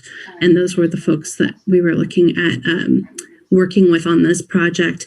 In terms of selection and composition of the group, that's one of the first steps in developing this pilot, is understanding what's the interest among that group of folks in our community, and working with community members and community stakeholders to kind of co-create what that might look like within. Of course, we also have to consider the bounds of the law. So that's the next step in implementation, is really fleshing that out.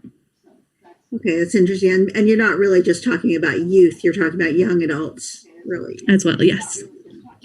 Okay, with that, I think that it's time for us to move into public comment on this item, and I know we do have some speakers, so we'll go there right now. And Madam City Clerk, where did she go? Yes, she's right there.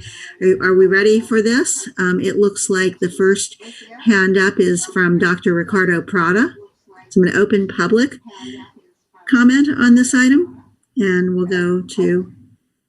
We can. Yes, thank you, Mayor Holliday, and thanks to the council for discussing it. It's super important. So my name is Dr. Prada, and I was a member of the Innovation Workshop. I also have 20 years of work on innovation projects, including safety systems and safety processes. Since I know that the next step in the plan is more community feedback, I wanted to share some observations about this previous round. First off, in the staff report, you can see many concerns that we had as participants. Mostly they involve things like not having enough time to make informed recommendations, selection process that was biased by votes from the officers themselves, and concerns about the representativeness of the participants and the interview sample, which is something that Councilmember Marcus noticed and picked up on in her comments. And we also had process issues where the workshop didn't feel like it was addressing many of the issues that were in the survey, which is something I also noticed council members picked up on. And I think the reason for some of this has to do with this lean innovation method that was mentioned over and over. And just for people who don't have experience in this, lean innovation is a quick and dirty method for businesses to develop new product ideas. And the way you do that is by cutting corners in the innovation process. Because the stakes are really low when it comes to business. They are not low when it comes to public safety. So, lean innovation is really the opposite of careful expert innovation. And, there were multiple times when participants like me had to, talk to staff and ask them to change processes that they were doing that didn't feel like the right way of doing it. I had some ethics concerns myself. As we pointed this stuff out, some of the staff members said that they felt obligated to continue using this method. I suppose in part because they'd already paid these consultancies to do this work. But the downside is that many of the ideas that made it through were things that staff already wanted to take on and, don't reflect the ideas of everybody in Hayward. So my advice to you all, with a lot of respect, is, have some skepticism in the results of this workshop. It would be good to have more folks with expertise giving advice to the city about proven programs that might be executed much faster. And then, just be careful when hiring agencies like this one. If we were working on new programs for the library, this process would be just fine. But things that involve public safety require a much higher bar and much higher level of engagement. So that's my advice. And I just want to thank you all for paying attention to this issue. And, I look forward to seeing more changes in the future. Thank you. Thank you. Next, we have Zachariah Okenda. Hi, thanks, Mayor. I really appreciate Dr. Ricardo Prada's comments. I share a lot of those comments as well as a member, a community participant in the workshop, the Lean Innovation and Policy Workshop process. I wanted to make some quick comments on some of the gaps that did come up in this that weren't really represented in that it came up in the survey data but weren't really represented in the solutions that were proposed. I think some of them are mentioned, but I wanted to elevate them. A lot of these responses that we talk about, and I'll say a little bit more about the mobile health response team and the behavioral health clinician in the police department specifically. But we weren't really able to get more into detail in this length of a process to include something as serious and important as domestic violence, which takes up a lot of the call responses for crisis de-escalation and intervention. And then of course there is a proposal that was included in the list, but is sort of a long-term implementation proposal, which is the evaluation of the community advisory panel, of which I'm a member, panel that advises the chief of police, and looking at developing a much more comprehensive community commission or task force that has more annual, consistent responsibilities for doing police budget review, use of force policy review, having a little bit more say and oversight to lend more accountability and transparency to the process of review of all of these different projects in their implementation on an annual basis moving forward. So I wanted to elevate that issue. I wanted to elevate some of these things that have come up. And I wanted to also say, just for the public, these proposals, and I was on Team D, we talked a lot about the mobile health response team and the behavioral health clinician in the police department. These proposals, we did a lot of research in the process, a lot of empathy interviews with other cities across the country who have done similar or related kinds of programs and implementation. Two popped out that really give some important data on what we could expect of the 6-month evaluation of these proposals. The first is the LA Sheriff's Department's mental health evaluation team. Just a few really important statistics here that of the 671 use of force incidents that officers would have participated, they were averted because of this kind of mental health response. There were lives saved. There was a lot of prevention of unnecessary violent escalation and reduced incarceration. There's also a Denver STAR model, support team assisted response, that was much more like the mobile health response team that's proposed. Similar data in response for the success rates. So these are proven programs. There is a lot of research backing them. I see my time's expired. There's a lot of research backing them, and I do think that these ought to be priorities. And I'll close just really quickly this last sentence. A lot of the discussion around the mobile health response team, I think it's very important that that particular program with the clinician and the community counselor and the community paramedic is housed in the fire department. That was a topic of conversation that I think is really important to a lot of the community members that participated. Thank you. Okay, thank you. Next is Alicia Crater. Hello, everyone. Alicia? Can you hear me now? Yes. Okay. Hello, everyone. It's Alicia, lifelong resident and member of the Hayward Community Coalition. First of all, I just want to say that I don't know how all of you who were campaigning last November were saying Black Lives Matter left and right at every opportunity you had, but now that you're safe and sound in these seats, I've seen you make zero real efforts to act as allies to the Black Lives Matter movement and its call to fund care, not cops.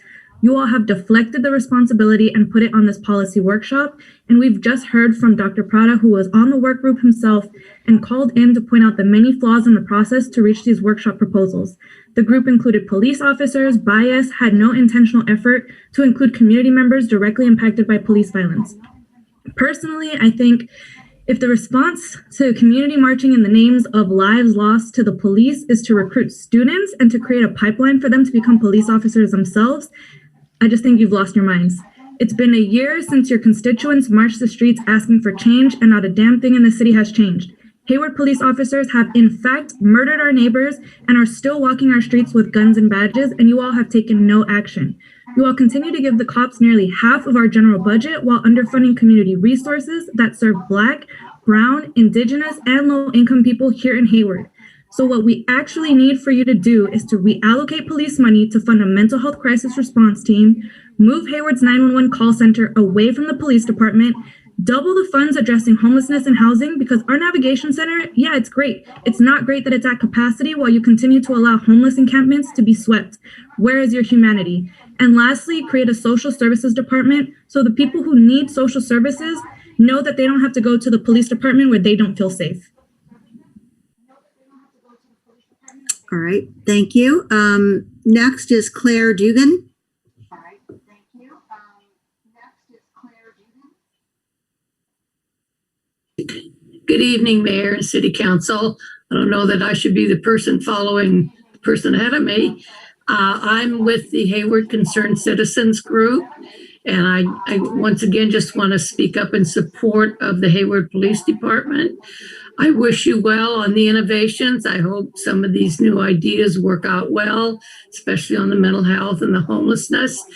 But the basic Hayward citizen like me and all my neighbors, by the way, my neighborhood, I have Hispanic neighbors, I have African American neighbors, I have white neighbors, Asian neighbors. If you go down my block within about a 9-house range, all of those groups are there and they're my neighbors and I talk to them. And here's what we want for going to work, paying our taxes and being good law-abiding citizens. We still want to be able to park our cars in front of the house without them being stolen or smashed, the windows broken into. We want to be able to go to the bank without having somebody come rob us and mug the people who go there, particularly the women. We don't like being carjacked. We don't want our houses broken into. We want safe streets. We just want to go to work, be able to buy what you buy to take care of your family, and then come home and have ourselves and our family members safe. And that's not happening in Hayward.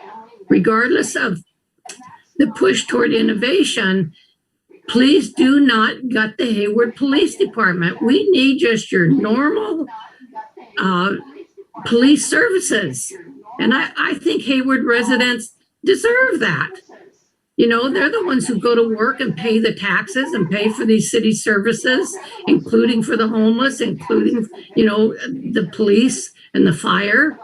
So just keep that in mind as you go through the innovations. And I really do wish you well in terms of the mental health and the homeless innovations. I hope they work, but it should not be at the expense of leaving all the other residents of Hayward subject to the kind of crime that's going on. You know, I don't want to see Hayward's crime rate go the way that the Oakland crime rate has gone. I don't want to see the murders and the carjackings and the home invasions and the robberies and the carjackings escalate to this horrific level that it's gone to. And that will happen if you don't just have police officers out there doing police work. Not all people follow the law, and the people who don't follow the law need to be held accountable. Okay, that's it. Thank you. Thank you. Next, we have Cynthia Nunes. Hi, can you hear me? Yes. Yeah, I actually had a whole thing written down, but I guess I'm gonna respond to Claire. You literally are proving our point about the cops not needing more money because you yourself just said your cars keep getting broken into and nothing's being done, so the cops aren't doing their damn job that you so want them to do. Just a heads up on that. Also, the audacity for you to pull out the I have a black friend card is disgusting. Like, I can't even handle like that type of disrespect, honestly. But I'm gonna move in. Kelly, you've made a few comments about mental health response. You've made a few comments about like that on a county level. And Dr. Treble, like just an FYI, like please give credit to where it's deserved. Decarcerate Alameda County has been working on a Care First resolution, and your comments seem like you're into it. So I would suggest highly, please email me because I work for them and I would love to discuss it with you and get your support on that letter, along with the council members that I've emailed to that none of you have responded about reading through it and any comments on it. Again, you know, we're asking for simple things. Fund a mental health crisis response team, moving the 911 call center away from the police department, doubling funds addressing homelessness. Literally, someone got arrested for feeding an unhoused person recently. Like, are you kidding me? And creating a social services department. Like, I'm tired of hearing these stories. Like, I'm so sorry, Claire, that your car got broken into. But you know what? I'm tired. Like, my cousin's life was taken by police. You want people to be held accountable for the crimes that they did? Well, the cops are still roaming the street. Michael Clark is still stalking my family and following us to different venues. So let's talk about accountability. Reach out to me. I'm happy to have a one-on-one with you. Thank you. Thank you. Next, we have Vanessa Sadsad.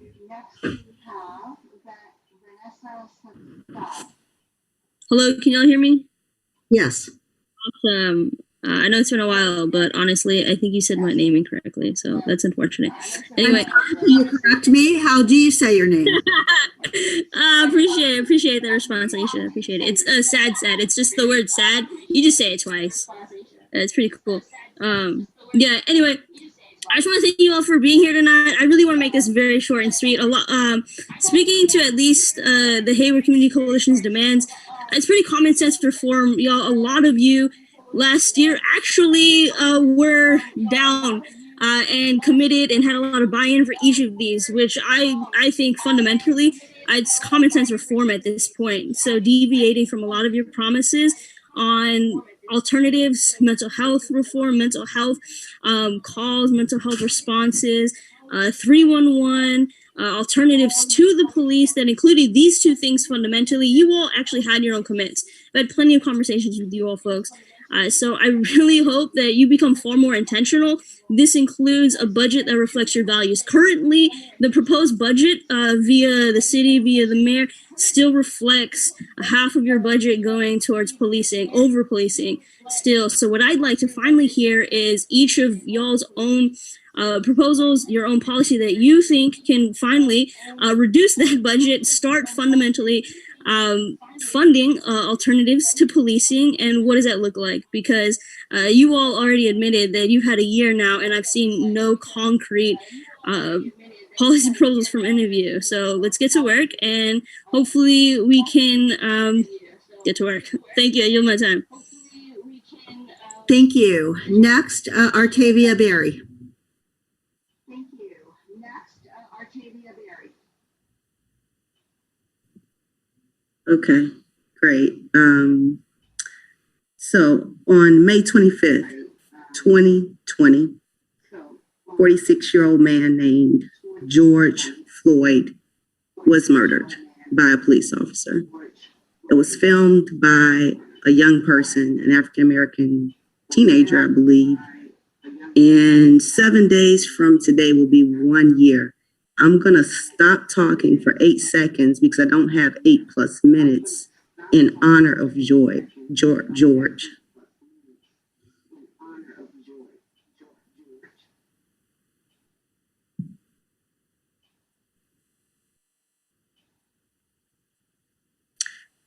That 8 seconds may have felt long to you, so I want you to consider how long a year feels to our community, to the people who don't feel safe.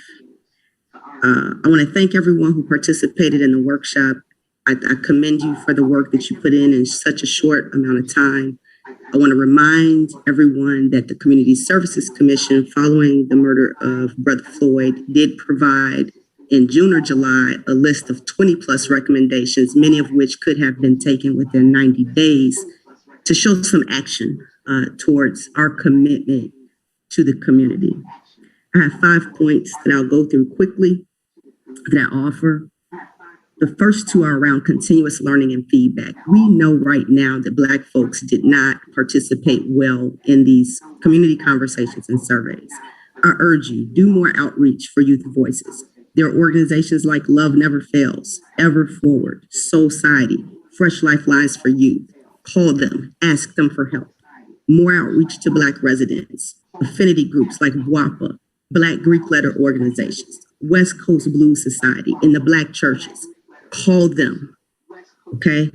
Culturally relevant mental health services. It makes no matter if we go out and put a whole nother commission or group together and they perpetuate the same thing that we already see happening. Let's make sure they have culturally relevant training to respond to our people. I'd love to see some discussion around an increased de-escalation training for our officers to match the number of hours they're getting arms training, in addition to the GARE training being mandatory for all officers. And finally, I want to make everybody comfortably uncomfortable, as we say on the Community Services Commission, with a policy question. We should be beginning with the end in mind. The cry from the community is to stop police from killing us. All of these things are great steps towards that end. But at some point, we're going to have to be brave enough to name it and actually consider banning deadly force. Murder should not be a tool in a police officer's toolkit. And I give you back 2 seconds. Thank you. Thank you. I believe next is Selena McManus. Good evening. Can you hear me? Yes. I just wanted to comment on the issues at hand. Good thing you guys have city staff, because I really feel like they keep you in the know. I really feel like they do a lot of your work for you. I just want to thank everyone that participated in all of this, because I know it takes a lot of time. We have got all have our own things going on. I also want to thank Councilwoman Andrews for bringing up MH First. We keep saying the same things over and over, the same demands. You have 23 vacant HPD spots. Don't fill them, because it's not working.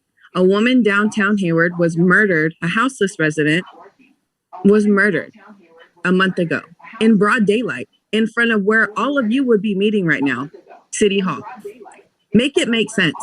I see the police roaming around the streets, driving around. What the hell are they doing?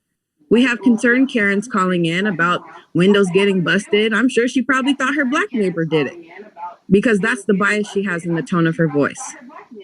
We know where the funds need to go, fund the community. It's not rocket science. You all get on here and play dumb every week. Do better, or get out the seat. I yield my time. Thank you. Next, we have TJ from Hayward Concerned Citizens. Hello, can you hear me? Yes. I will thank you all not to bash my friend Claire for making opinions. That's not civil, and I think it's really low for expressing her own opinions. Anyway, I am TJ, and I am with HCC. I have an item to read from Ina, one of our members, as follows. If we defund HPD, then the public at large will try to substitute police with their own forces and put policing in their own hands. Some examples can be found already on Facebook and Nextdoor apps. Hey Coco and some other groups are suggesting for our city to have unarmed, untrained volunteers to patrol downtown Hayward and community neighborhoods, risking their own lives in the process, if there are even volunteers willing to do this.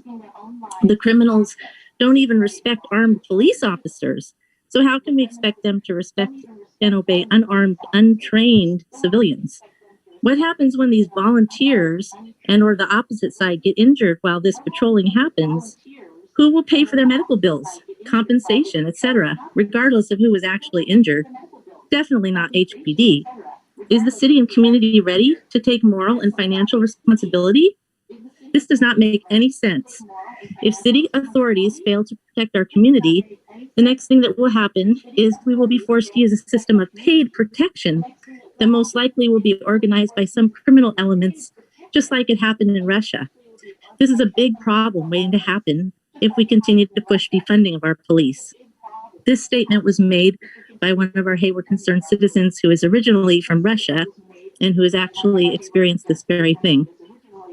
I know with the workshop, these are first steps, but I want to add that if funds are diverted from HPD, consider that they have a dilapidated old building their needs have outgrown.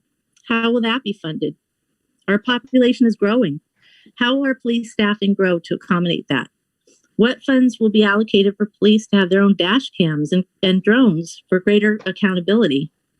Nearly a quarter of police staffing is down, with existing budget funding those who are still able to work. Some argue that police can't prevent crime or keep you safe, but you have a bunch of Hayward residents who would disagree. Look at Oakland, who had to reverse some of their cuts as crime got worse. So our group will continue to raise awareness of positive acts by our police and promote building trust and partnership with our police again. Otherwise, whether public safety is reimagined or not, this community cannot move forward. The police will remain, and they have my full support. Thank you. Thank you. Next, Lizzie. This community cannot move forward. The police will remain, and they Hi, can you hear me? Yes. Okay, great. Yeah, so lifelong resident, Hayward voter. I honestly just want to say it is really disappointing to be in the same place that we were a year ago. It's honestly probably more disturbing. I cannot imagine living through one of the largest uprisings in the history of this so-called nation and to still be doing absolutely nothing to actually ensure the safety of your community. So I want to remind us some of the material reasons that we're actually here. It's not just abstract systemic issues, okay? So there's blood on our hands. Stoney Ramirez, 23 years old, was murdered by HPD. For some context, I'm 25. That could have been me. I'm a student here in Hayward. I'm an artist. My life is valuable. All of my neighbors' lives are valuable. So this should really matter to you. Augie Gonzalez, 29 years old, murdered by HPD. James Nate Greer, 46 years old, murdered by HPD. And Roy Nelson, 42 years old, murdered by HPD. So I'm really just baffled at the lack of humanity, at the lack of urgency when literal people are dying. This could be you, this could be your family.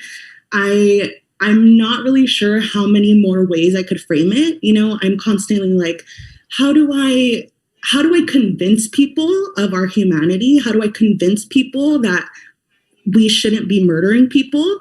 And it's really gross. And I need you all to start treating it with that level of care. It's really concerning that I'm still hearing the same questions from council members that I was hearing a year ago. Are we considering this? You should have been considering this a year ago, years ago. We're not really asking for much. We're asking you to treat us with human decency and to stop eating up a majority of the budget. HPD is still eating up nearly 50% of the budget. So no, I'm not grateful for the freaking 1% of the budget that you're giving us. You're not actually defunding the police as you allegedly promised to do last year, as many of you were running your campaign on that supposedly you support Black lives. You're not defunding the police, okay? So I need you all to get to work because our money is funding your jobs. So get to work and defund HPD. Thank you. Thank you. Next, we have Lacey Amade.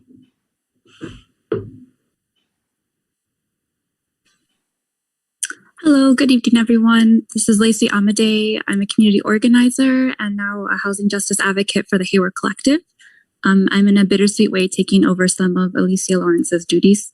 So I just wanted to say thank you to staff and to the participants for all of your time for this process, and to say that I'm calling in strong support of HACOCO's 4 budget recommendations.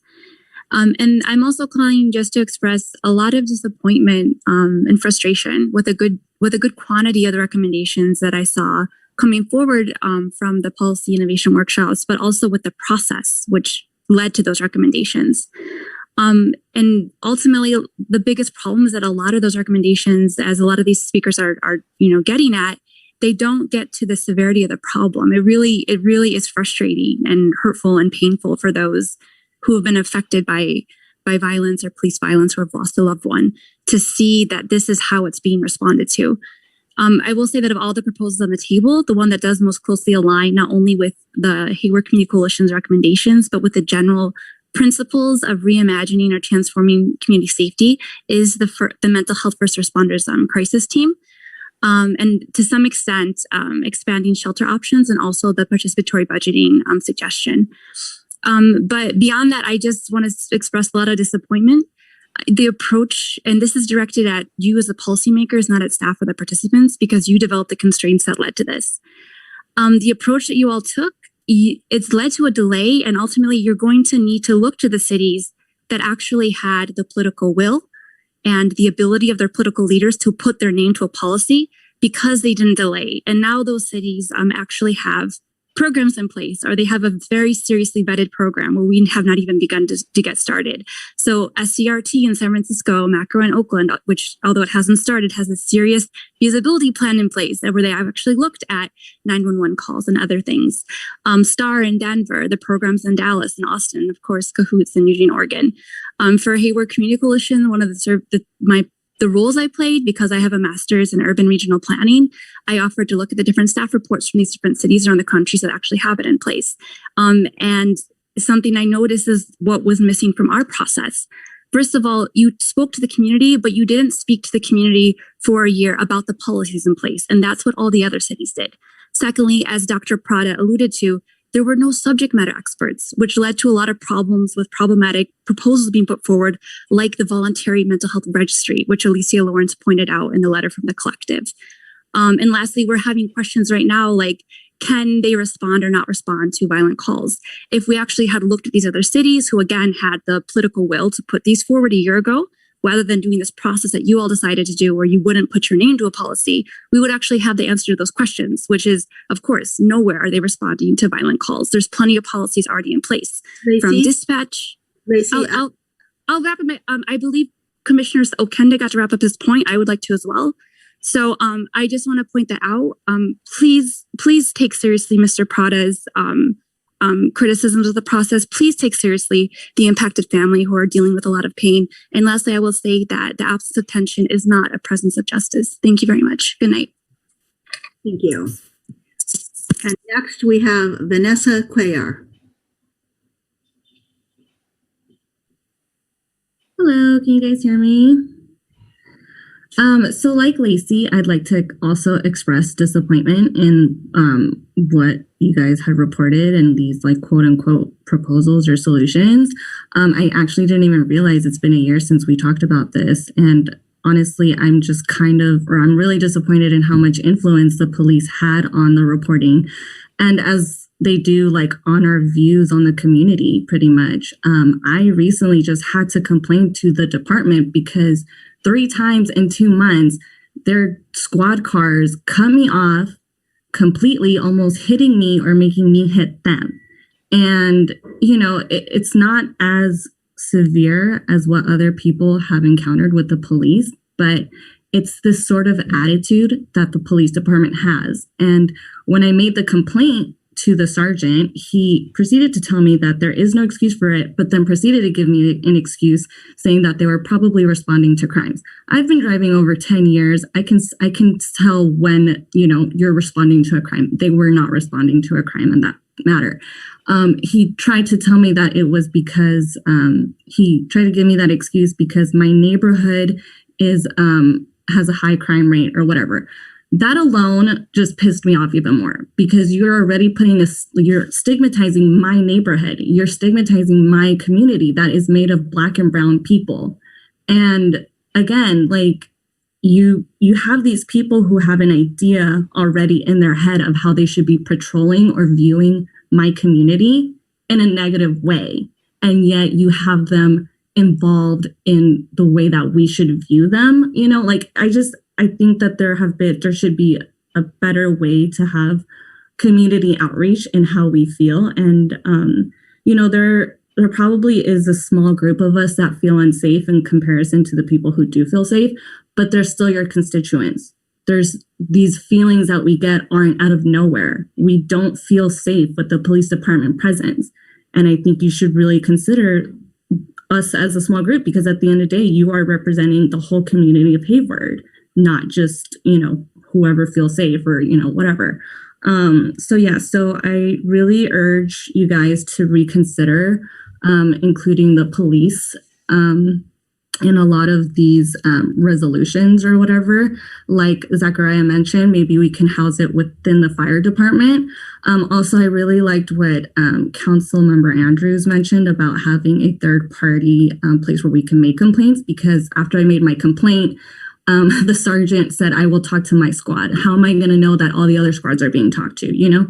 So I wish there's better, more, how do I say it? Like better ways for communities to feel like they are being heard and feeling like our complaints or what we feel are being considered. Thank you. Thank you. And next we have Tom Ferreira.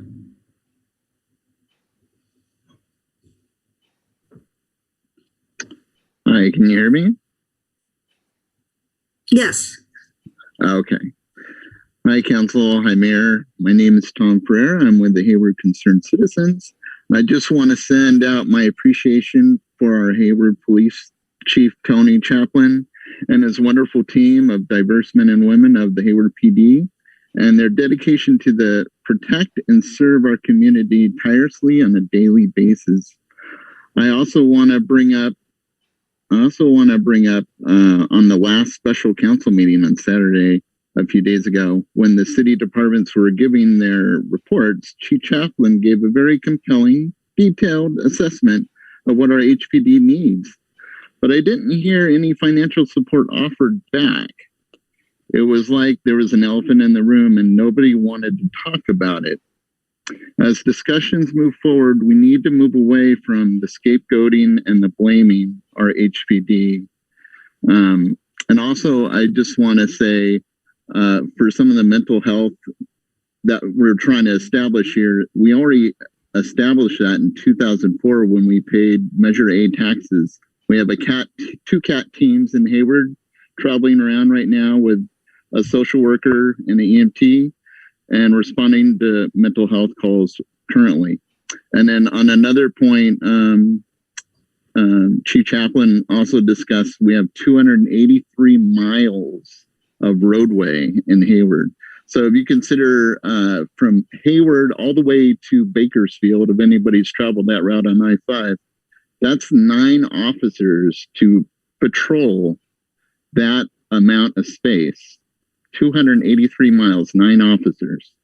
And to respond to emergency, that takes a bit of time. So let's not cut our services even more. Let's build on that. And I'll leave you with that. Thank you. Thank you. And that is the last hand that was raised, although I just saw another one go up, a couple more go up. Okay. So let's go to HWD. Yes, I am troubled that people have no support for the majority of the residents who feel unsafe. And one of the reasons they feel unsafe is the amount of crime and violence against people. But these people still want to defund the police department. My neighborhood feels unsafe because the women feel they can't even go to the bank. And our department's doing a pretty good job of trying to catch people, and they've been successful, but there's still that problem. Things like that show us that we need our police department. We don't need to defund them. We need to, those frozen positions, and frozen because of budgetary reasons, but the ones that are vacant, they need to be refilled. Any additional items that you want to do to make a better community and it would be in addition to that. But we cannot afford to live here without our police department. And I think they're very responsive. They attempt to do things and they're trying to be successful. And most of the time they are. When they're not, that's what we're looking at now as to what to do in that respect. But not to shut down the police department and totally ruin the town. Thank you. Thank you. Constituent Kaur, is that, I think I mispronounced it earlier, but Kaur? Kaur is correct, Mayor. Thank you. Okay. It means royalty in the Punjabi language. You have a large constituency of Punjabis in Hayward. I just want to note, I am not a part of any of the organizations that have spoken here, but I do support all the proposals made by Hey Coco because it impacts me personally. I have a family member that is mentally ill, and I've navigated the broken police and mental health system many times now, even this very week. I've spoken to both mental health professionals and police officers, and I can tell you that they don't talk enough to each other. Police officers feel that they're undertrained and they're overwhelmed sometimes, as they've stated to me personally, and that's a problem. People don't feel safe and keep going through the same cycle. And these aren't problems that can't be fixed if people don't work together. I'm a daughter of immigrants, and I've lived abroad. And I truly believe that every day you wake up with great opportunities here in this country, and you get an opportunity to be a leader and to be a part of the solution, not the problem. So a concerned citizen earlier mentioned that they want safe streets. And all I want to say is that you don't have safe streets because too much time is being spent on situations that police officers are not trained for. Mental illness often leads to homelessness, domestic violence, and crimes. And so I implore you to make these changes for your sake and everyone else's. Thank you. I yield back. Thank you. And next we have Frank Burton.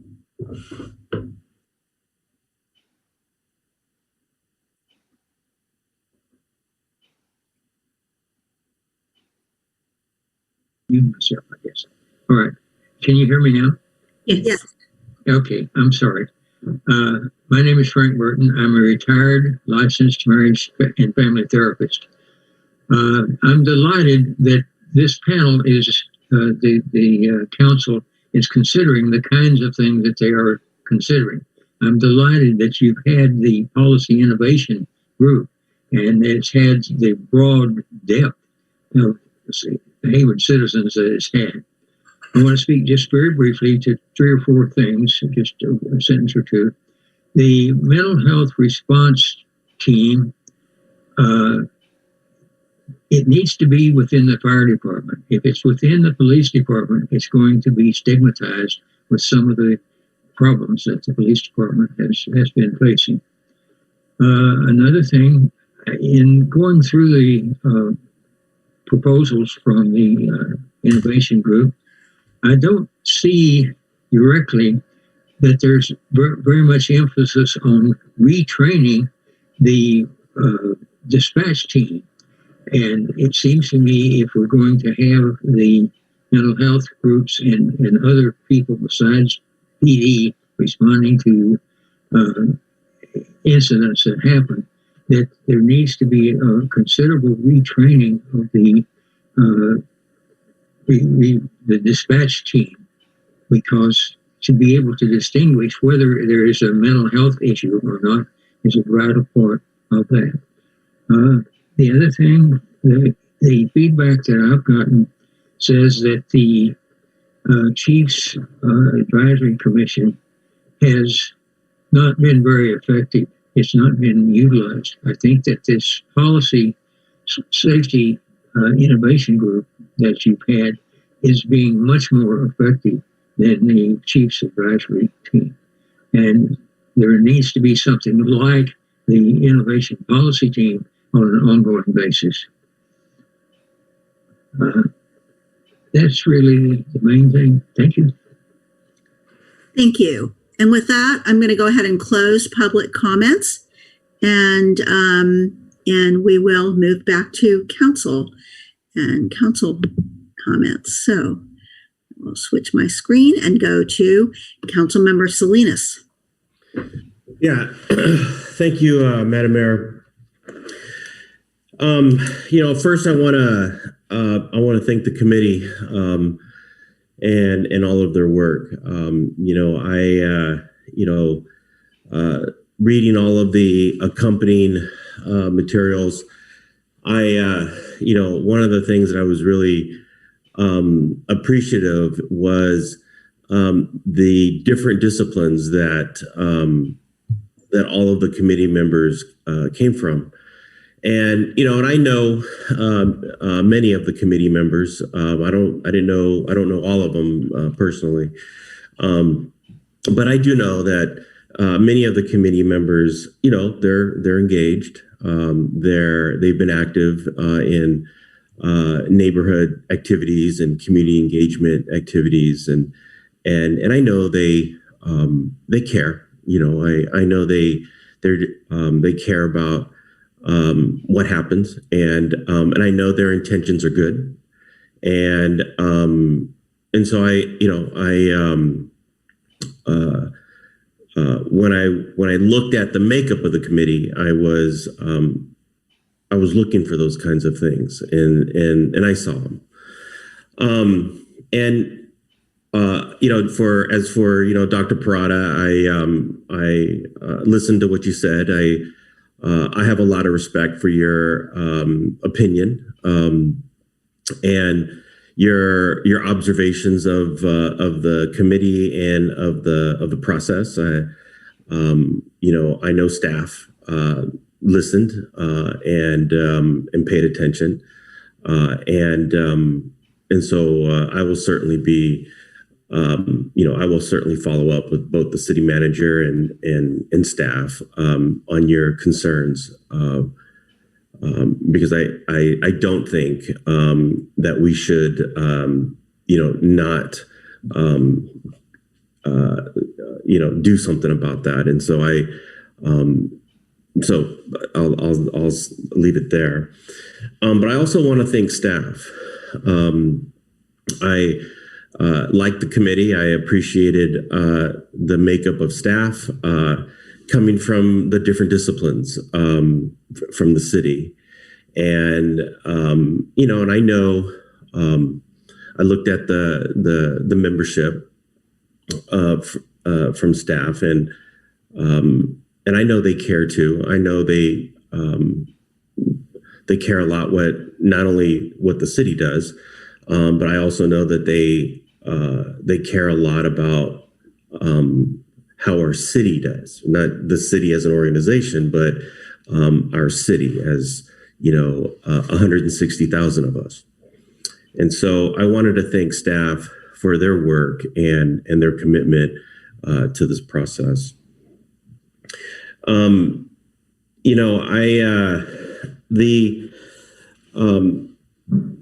One of the things I'm really pleased about the report is that the recommendations come from two spaces. They come from the community, and they come from the organization.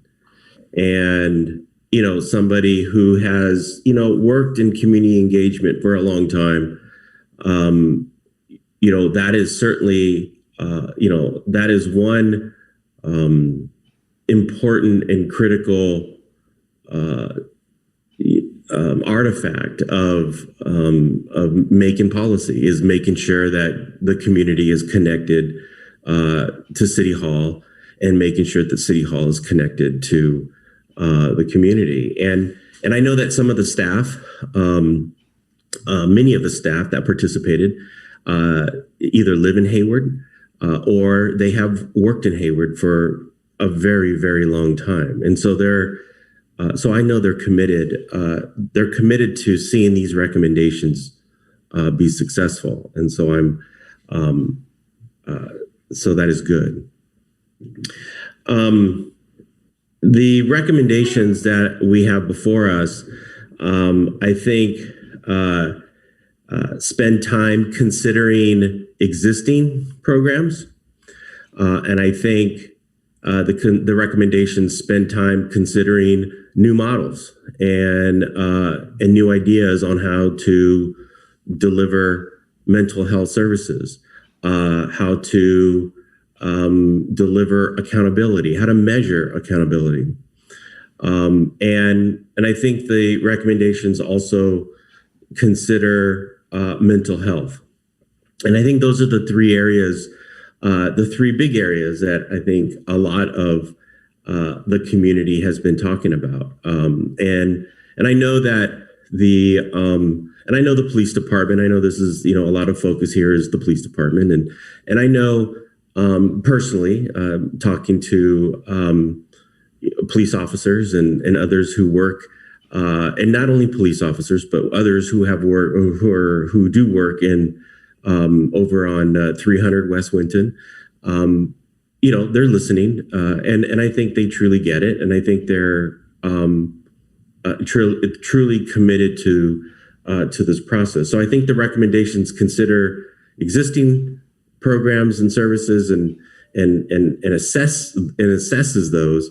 But then I think it also, these recommendations gives us an opportunity to try new things. I think another one of the things that piqued my interest was the sales tax. I know we've talked. There has been lots of conversation about sales tax. They're very controversial, to say the least. But I'm pleased that the committee put everything on the table, even something as controversial as a sales tax. And that, I think, shows that we were looking at everything and putting everything on the table. So, it's ideas like that, although may not be new, I think raises eyebrows and really moves everybody in a position to really think, where will we get money to do some of the things that we want to do, but how will we keep them sustainable? And lastly, I am pleased in the investment in mental health. And this is something that I know every agency, federal, state, and local, are putting a lot of investment in. And I know that, my hope, and I know that the recommendations have different starting times, and there's going to be constant, evaluation. We'll be coming back, and we'll be reviewing, and we'll be tweaking, and none of this I don't think will be, implemented and ongoing forever. I think there are processes in here for review and evaluation, and if we need to deconstruct and reconstruct or dismantle and remantle, down the road, we can certainly do that. So with that said, I'm going to move the item and see where it goes. Second. All right. Thank you. The staff recommendation on going ahead with the 9 recommended programs to start with and the whole program. Okay. Okay, we'll go to Councilmember Zermania. Yes, thank you, Mayor. Thank you, all of the, I saw 1,700 folks from the city who participated on this, on the various committee, the various meetings. Thank you to the staff who actually facilitated what the community wanted or was asking for. I think I see this as a good partnership of city and community, which is really something that's very important, whether the community is pro or against, in this case, our police. At least we were able to sit down and have staff facilitate something that I think is going to be moving forward. I think it's bringing about some change, and I think that this change is positive. The 3 categories are extremely important. New public safety response models and services, and that includes mental health responses. I think that's tremendous. Whether we will ever get to a 311, that's something that we are not sure about, but it may be or could be studied some more, which is what this whole, what 25 projects really are. It's a way to keep us moving forward towards a public safety atmosphere environment that we are all desire. Category 2 of these 25 projects was community relations. In my mind, that's extremely important. we're one of the few. We have one of the few police departments that actually has CALEA. Was a CALEA organization tab, and that's community policing. And then the third category is transparency and accountability. Perhaps in the future, as this moves forward, we can talk about metrics, some kind of a metric system that's needed. Again, what's important here is that the community and the city got together and came up with some solutions, some projects, and I think that's something that's very, very positive. The majority of folks who contact me about this particular item want police to be solving crimes. They want public safety, and I think that's a priority for all of us, especially the ones who called in today. In my mind, this was a good process. They came up with some very good solutions. Some will be worked on for 6 months. Others will take a little longer. That's the way it is. The other positive that I see about this is that there will be 7 unfrozen police officer positions. In my mind, that's important. One of the callers pointed out that we have 283 miles of streets. We have the fireworks season coming around. We still have donuts at quite a few corners, including mine. Some of my neighbors love their firecrackers. It is very difficult and it will be difficult for us and our police officers, because we have 9 beats, to be able to be at every corner,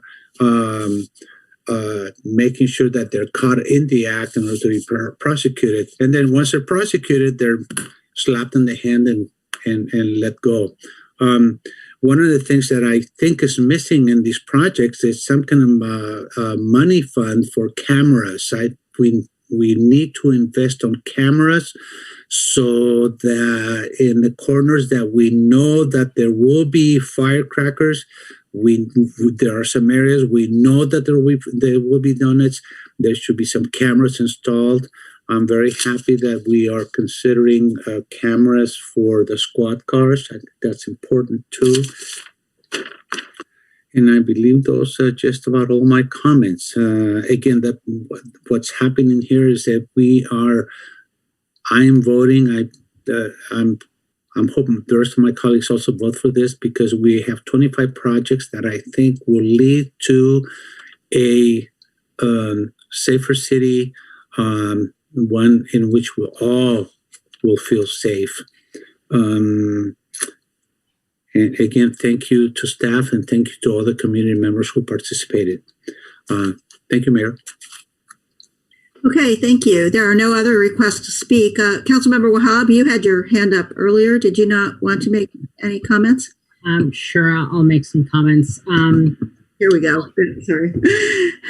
Well, first, I do want to thank the public for being engaged in the process. I know that it sometimes feels like not everybody is on the same side and same page and so forth. And I do want to say that it's not a pro-police or anti-police stance as much as it is for improving public safety for all people. And I think that is the priority of this council. I think we have a long way to go, to be honest with you, including with these recommendations. And I do appreciate Captain Matthews and the rest of the team for presenting and, kind of working where we can. I will tell the public a couple things. Number one, I do believe that, even though nobody's going to be fully satisfied with the recommendations on the table, I understand the request for policy. Trust me, I'm right there with you guys on some of the policy comments. And, time is of the essence. And I do believe we have taken over a year to kind of work on some of this stuff. It is incredibly vital that we continue to move this forward. I think that, like I said, we have a long way to go. There are different stakeholders at play, some that are more vocal, some that are not as vocal. We do have our different bargaining groups that when we do make changes, we have to make sure that within collaboration, within contracts and things like that. So I do just want to highlight that as some of the reasons why things are a little bit more difficult and slow moving. The other thing I do want to say, and this is my number one concern that I tend to have on any issue that comes in front of City Council, I will just quote one of my favorite philosophers, poverty is the mother of crime. And that is the end all be all of a lot of what we talk about in regards to public safety. We have heard comments regarding crime going up. We know that crime is going up. We have made comparisons to other cities and so forth. But the economy, as much as, we are getting stimulus funding and so much more, people have lost their jobs. People are still in limbo as to their housing situation.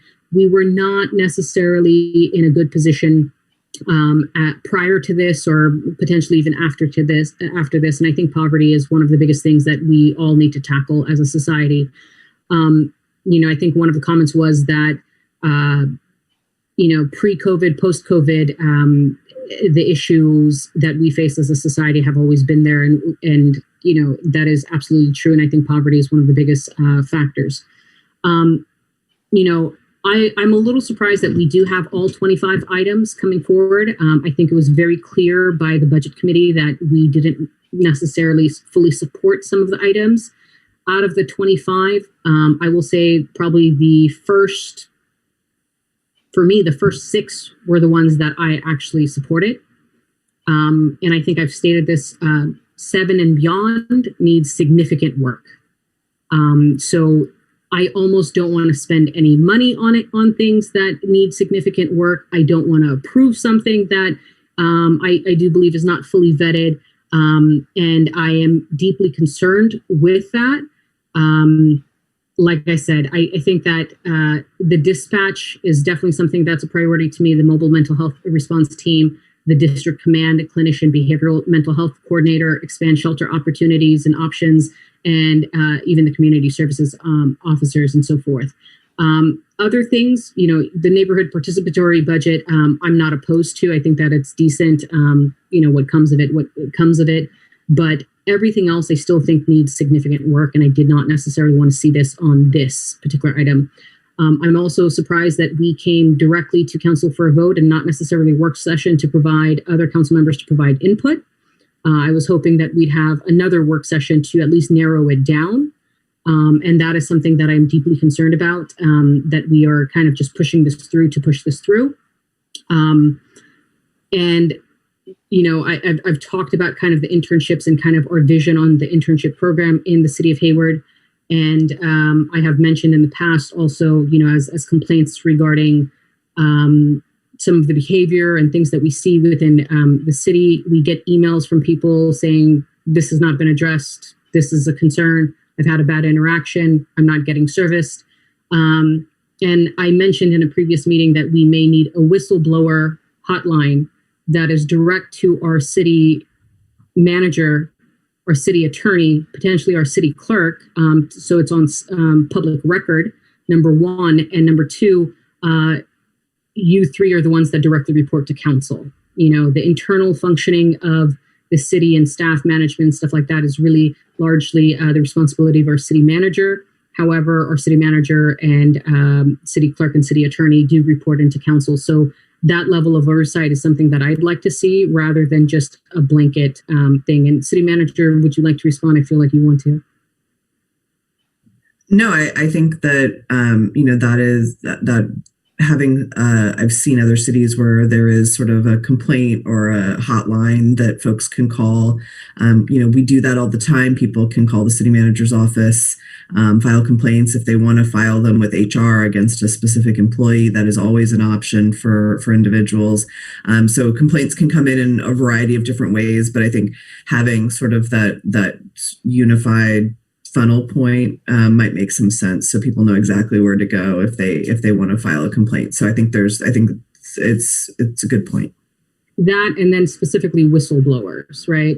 People should feel comfortable saying, I'm seeing this, I don't agree with this. We see it in the news all the time. It's talked about often. And I do obviously want protections for that individual that feels that something, is happening that needs to be addressed at a higher level. The other things, I want to highlight tone. I think that some people in the comments commented on tone. And I've talked to police officers regarding tone as well. And attitude and, a lot of things like that. Tone really defines culture. And, culture is kind of bred through what is acceptable within an organization and so forth. I know I have mentioned in the past that I would like to ensure that we have stricter requirements and expectations. These are well-paid staff members. They have a extreme responsibility in providing public safety and so much more. And I know, obviously, like I've mentioned in the past, adrenaline and things like that obviously take place, and we're all human beings. But just in interaction with residents, I think that is incredibly important. The patience, the humanity, the kindness, right? I think, and for me, I often talk about fairness. I think that's incredibly important in regards to changing culture. And changing culture takes time, but I think that we need to be very strict on what we are expecting. And as far as community input, I do want that to be available and to the council and so forth regarding any of these opportunities or options on a quarterly basis, even if it's an informational item. Because we do also need to see how this is working, if it's working well, if it's not, if there is, to Dr. Prada's point, I had concerns about lean innovation myself. I stated this. I said, this is not exactly how lean innovation is done in the private sector. We do it usually if we're, our stats look bad and we're trying to figure out real quick, as he said, quick and dirty way of addressing a concern and seeing if it works. If it works, then it gets fully vetted. But, public safety is incredibly different than the private sector and sales and, things like that. So just for future reference, I hope that we can kind of spend a little more time on that. As far as the consultant, I've mentioned to our city manager in the past that Cahoots, which is a 30-year-old model and has been successful, and pretty much every other nationwide model has been based off of Cahoots and some variation because every city, every community is very different. They provide consultants to provide input on new and emerging models. For example, Oakland has sat down and their macro model is with the support of the Cahoots team and so forth. I do hope that we hire somebody from the Cahoots team and see what their input is. I want every mental health clinician, wherever they are placed, to report directly into fire. This is incredibly important for uniformity as well as the outside input, as well as some of the things that we talked about, responsibility and control and maintenance and so forth. As far as the internships and social media, I want to be very clear. I think that communication is incredibly important on what we are doing. But at the same time, I don't think that it is a priority at this moment in time regarding social media. We do have social media outlets, both public and private. We have the POA has their social media. The police department has their social media. They are Instagram, Facebook, you name it, they're on it. The city management has their own, outlet for communications and so forth. So I did not necessarily want to see this as a priority. As far as youth involvement, how old are the young people that are going to be providing input? That wasn't very clear.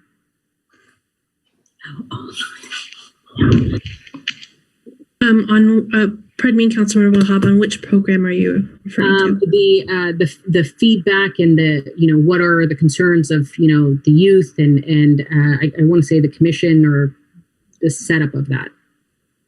the co-creation of HPD's training modules. That would be focusing on including people of color in the city, residents of color who are age 30 and younger. Okay.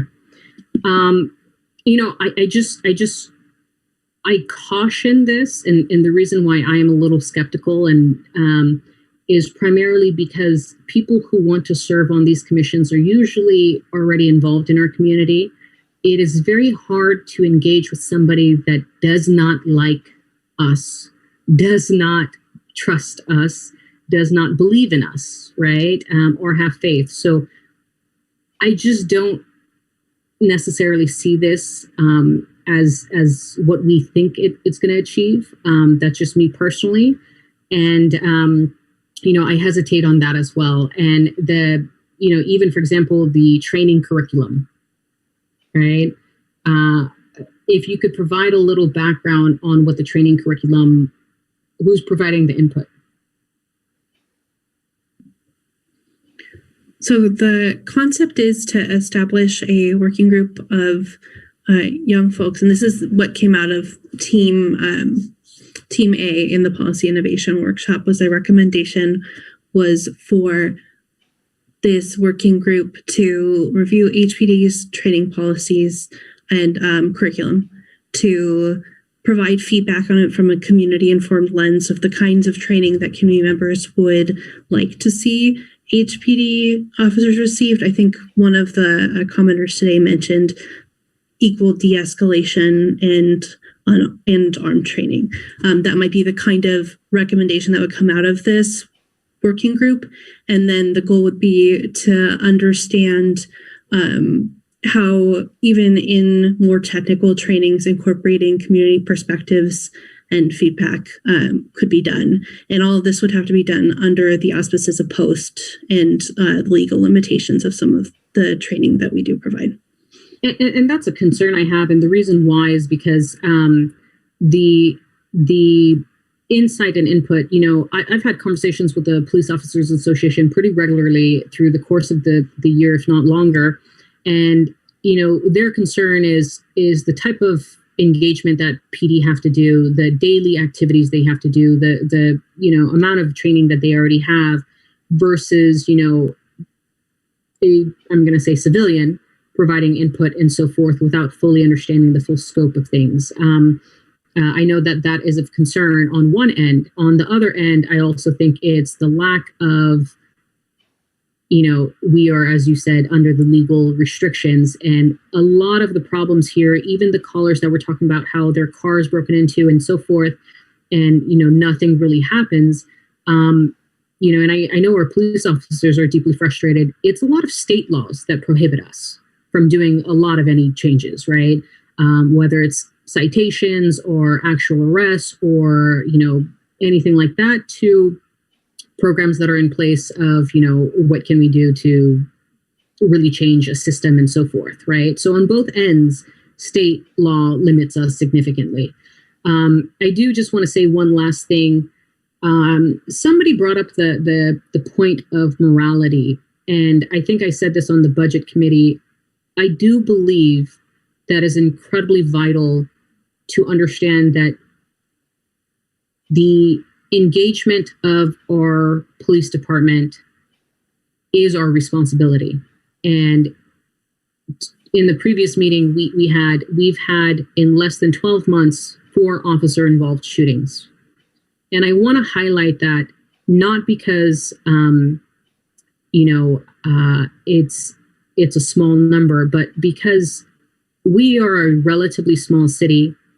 4 is a significant number. It's a handful, but it's a significant number.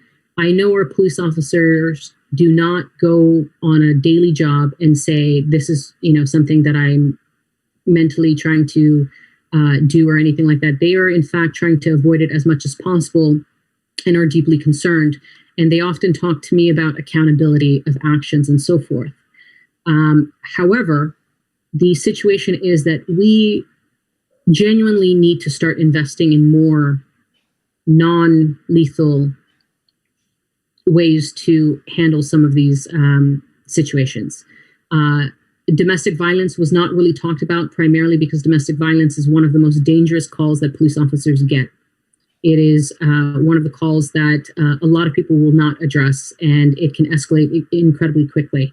So while we are looking at training, while we are looking to de-escalate, and while we are looking at efforts to improve our public safety, I do just want to highlight some of the realities also of the work that they do, but also the expectation that I have of moving forward into providing other avenues to handle situations. And as much as we look at cameras and things like that, I don't think that the industry of policing has really addressed some of the concerns that our community members have asked for. I will just say, I will hear what my other colleagues have to say, but I still have a significant amount of concerns about what is being proposed. And like I said, from my understanding, it was supposed to be a handful of these options moving forward, not all 25. So thank you. And just to clarify that point, I mean, I think it is the ones that you will see on the first 9. Those are the ones that actually have funding recommendations and implementation plans. So that is really what staff is going to focus our energy and efforts on. So just so it's clear that we wanted to make sure we were inclusive of the community voice. So that's why all of those other projects were on the list. But these 9 are the top ones that we will focus our attention on. So you have the 9, but then you also have, for example, in the line items on the fiscal impacts of the projects, we have,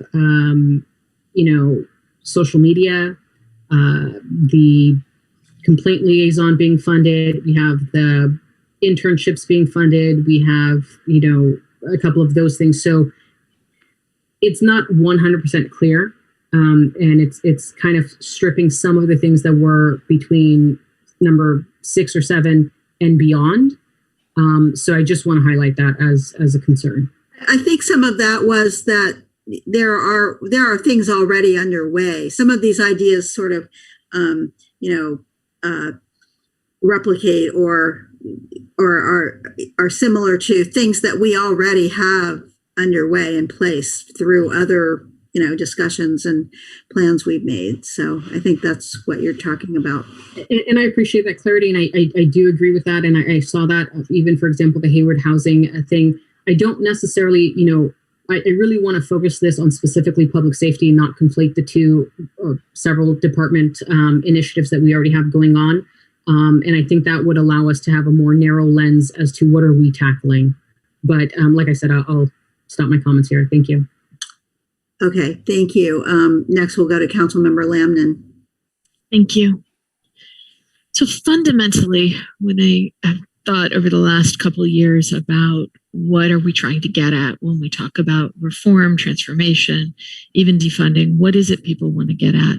And I won't, the defunding conversation is a little bit different. So I'll keep my comments to the transformation and ultimately what the outcome I hear people wanting, at least one of them, is fundamentally that nobody dies in a police interaction, whether they're wearing a uniform or not, whether they're whatever age, whatever background, whatever ethnicity, nobody dies in a police interaction. And I concur with that goal. That's my goal too. And so the next question is, all right, how do we get there? And I think a big piece of it is seeing each other as people. The police department has been a separate entity in this city for lots and lots of reasons. And it's time that's not, I don't think that's helped us. I don't think it's achieved where we want to go. And so part of a big piece of where I think we need to go is about adding in perspectives into the decision-making process when a critical incident happens in our city or even before it happens, that we add in other perspectives into the decision-making process and that we shift some of the power into our city. And so I'll speak more specifically about what I mean about that as I go through. I'm going to go through the recommendations. I'll do this as quickly as I can, but there's a lot of stuff to talk about tonight. And as I said, will be as concise as I can be. So regarding the dispatch, certainly I'd love to see this move faster, but I also am aware that there is some insights that we need about, for instance, what are the certifications that are needed, the training to be able to do the medical components.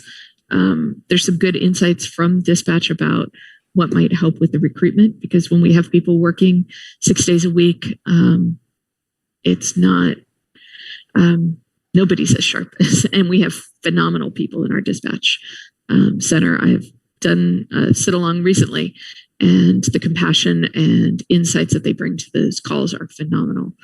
And so really getting a deep dive into what's needed to build on that success and strengthen that department and enable it to function as a place for people to call for help, whether that help be, I need somebody to talk to, or whether that be, there's trouble and I need somebody to show up, and who that somebody is and how do we assess it and so on. Because often what gets called in is not, I need a clinician with a background in domestic violence. So how we figure that out going forward. I think in that evaluation is also the how do we interface with the 211 system. One of the things I hear from the community as well as from PD and dispatch is this a disconnect about what the resources are and what's available. And so how do we get that more connected? I think one of the things that's not on the work plan is the legislative stuff. So yeah, sign us up.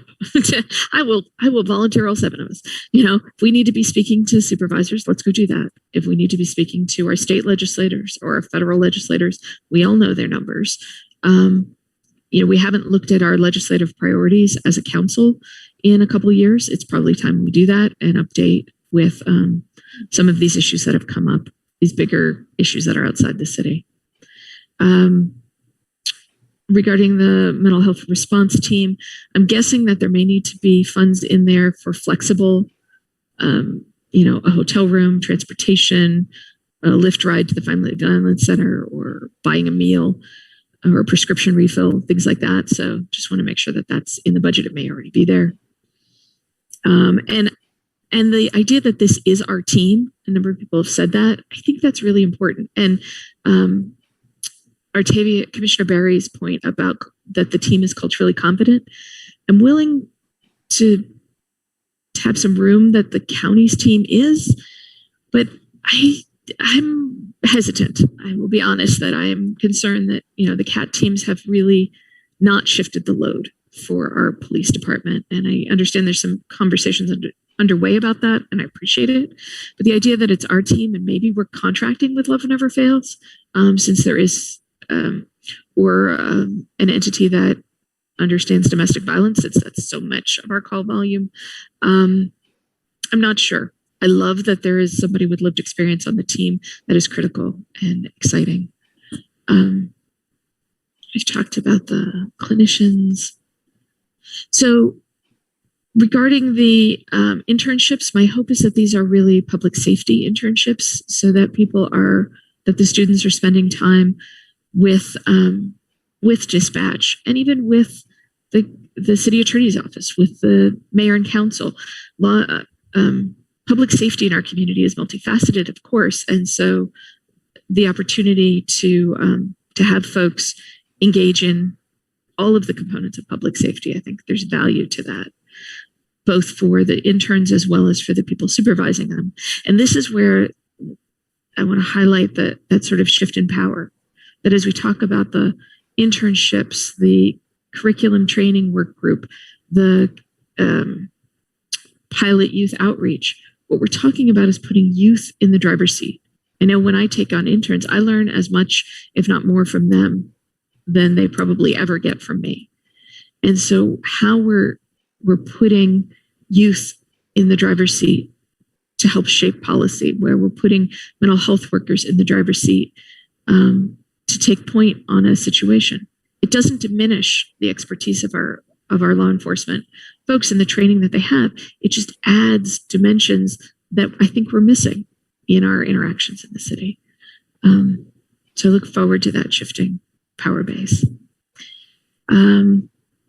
Just doing a quick look through my notes here. I'm almost done, I promise. In the interactions, maybe this speaks to the volunteer time, maybe it speaks to the outreach, the idea of doing reverse ride-alongs, doing opportunities where the folks in law enforcement have the opportunity to be listeners, to walk in other folks' shoes. Just as we ask community members to ride along or sit along with PD to understand their perspectives, I think there's real value in having our HPD personnel having that reverse opportunity to learn from our community. And there's lots of ways to do that. Again, having people on equal footing. It doesn't diminish anybody's value, but brings up folks who haven't known their value or haven't felt like they've been valued in interactions. And so I'm looking forward to that. And I think there's lots of opportunities in these really strong recommendations to do all of those things. The last one is the community feedback complaint liaison. I think it's a good point about having a single person. And in a time when we're rebuilding trust, having that be outside of the city, there's some value to that. I don't know that we'll need it in that way in the long term, for the long term, but I think I'm open to that funding when we adopt the final budget, potentially on June 1st. I'd like to see that in there. So I won't change tonight's recommendation. I'll keep it as staff has recommended, but I'll ask that this be explored and considered for the June 1st conversation about the budget. And with that, I'll stop. Thank you. Okay, thank you. Councilmember Andrews. Thank you, Mayor. Thank you to members of the public that were part of this innovation workshop, but also members of the public who've emailed, called in, set up Zoom calls to discuss. I really appreciate your time and your advocacy because it shows that you really care about what's happening in this community. So some of the things that I was thinking about when we were looking at this presentation was that I thought about, it was a year ago when George Floyd happened, the community called in and demanded change, went to the streets, demanded change, and then we responded with a survey. And then the Community Service Commission had a really well thought out letter, wanted to participate in making change because they felt that Community Service Commission would be a vehicle for us to make some policy recommendations within that cohort, and then we can expedite making change. And the council, it was decided to not go that route, and we went through the policy innovation workshops. And I felt that it just felt like another obstacle that was being placed in front of making some kind of change to show the community that we're doing something right now, because this has been a problem for decades, for more than decades. And we waited another year in a very critical moment in, our generation's, time. So I understand we need to be methodical in our approach to making structural changes to these institutions, but it would have given the community showing a good faith effort that we're going to do something right now as we continue to explore more opportunities for us to review our public safety. So I just want to say that I understand that we have this implementation right now, but right now is too late. So I just wanted to say that. Another thing is the survey was pretty clear that the community wanted a 311 option, and 82% of the responses said that. And I think after that survey could have been a great opportunity for us to start exploring. So it was disheartening to hear that we have to wait another 3 months minimal to have that potential transition happen in our dispatch center to be reviewed. So to me, it just seems like the one thing that the community was pretty clear on, and members of the council submitted a referral to have that research to add another 3 to 18 months is just, to me, I feel like that needs to be expedited now, whether it sits within the fire department, whether it sits, whether we restructure it to have the 311, whatever it is, the 911 structure is not working for a lot of people. And people equate 911 to an escalated response. And that's why it's important to show a different option. People who feel like they can still dial 911, dial 911. They're comfortable with that. But people who do not feel like they can not dial 911 need an option. And so I hope that we can expedite at least the web page, because people don't necessarily know the 510-293-5000 number. That's not on the top of people's heads.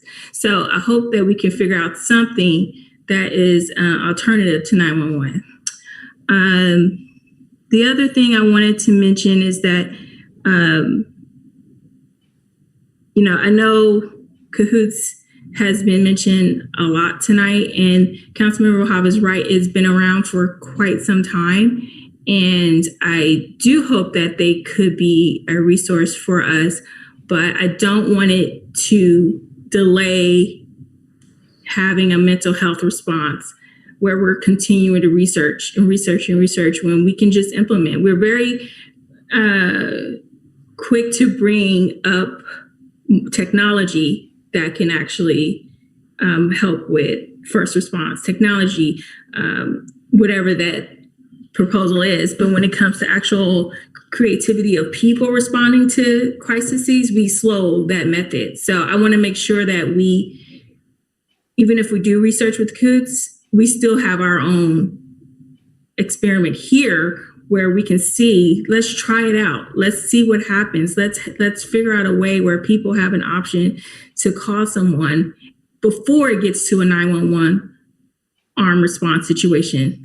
We're doing this in order to not have those interactions. So the other thing I wanted to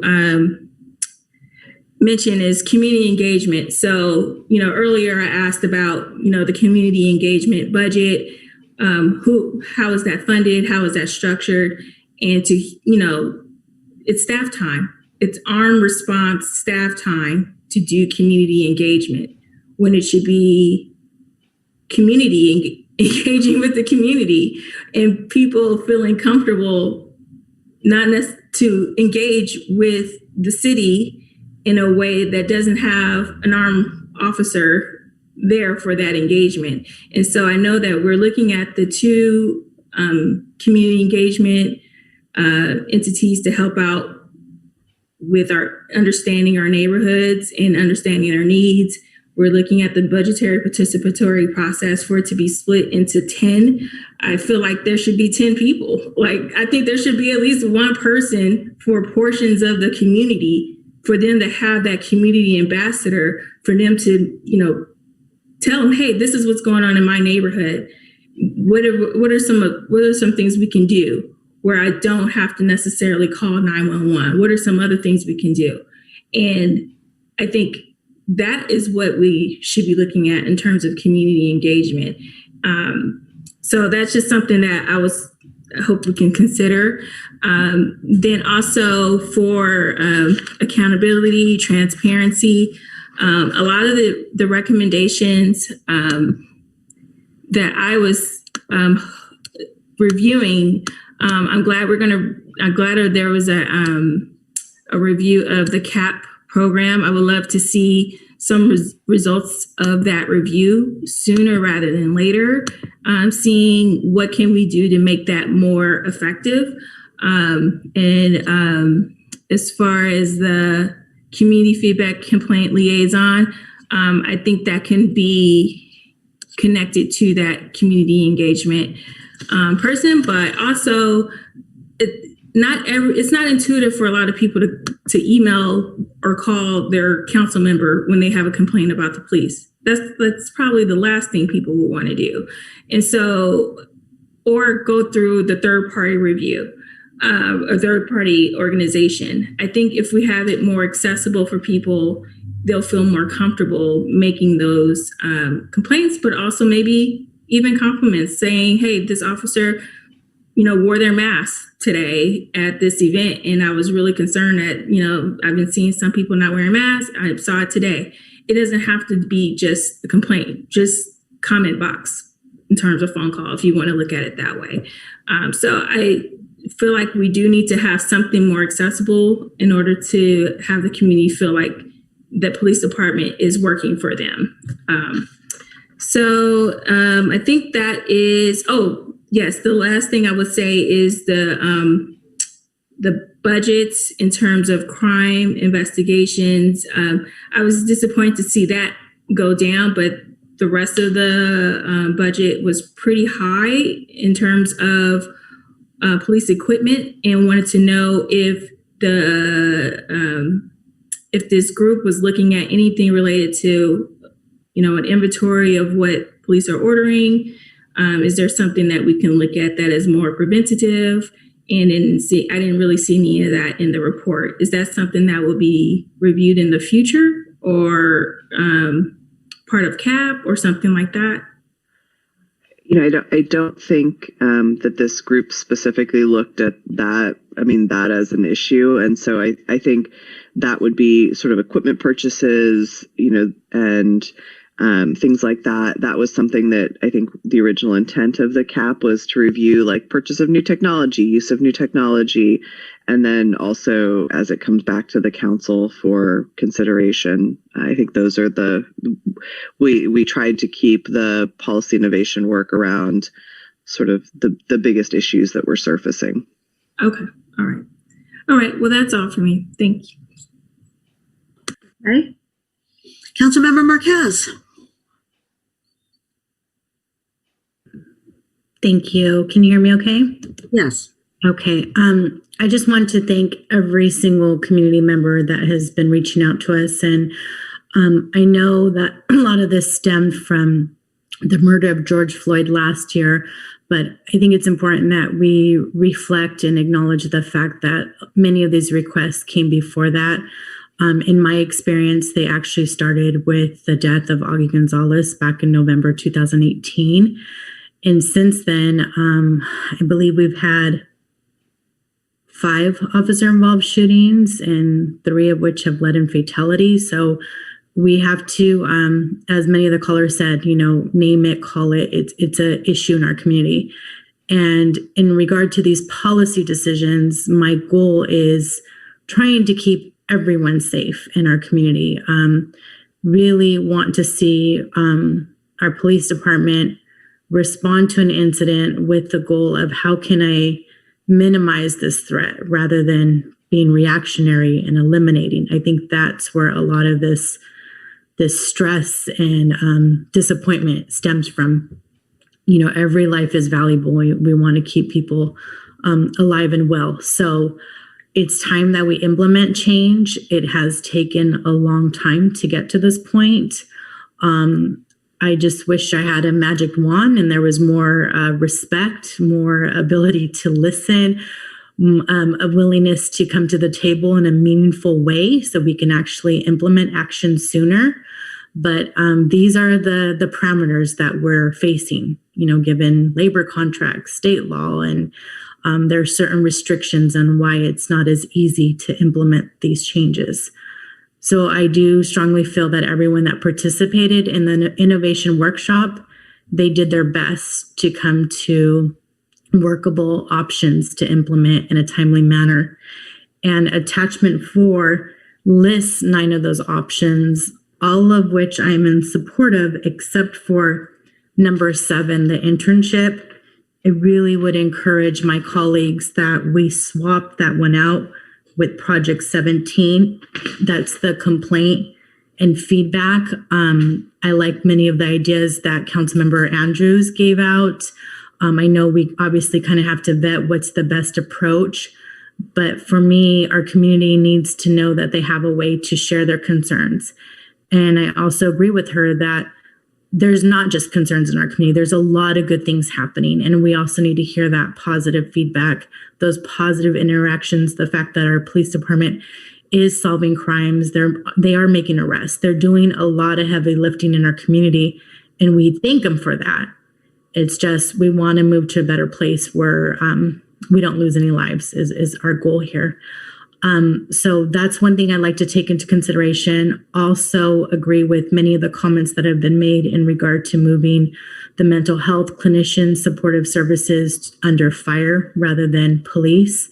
I think that will send a strong message to our community as well in terms of we're taking their concerns seriously and we want to have more positive outcomes. But there's a lot of healing that needs to occur before we continue to expand more services right now in PD. And it'll be a pilot. We'll revisit it in 6 months and a year. And if it doesn't make sense in that department, then we could revisit it. But I think it's time that we try to do something different and innovative.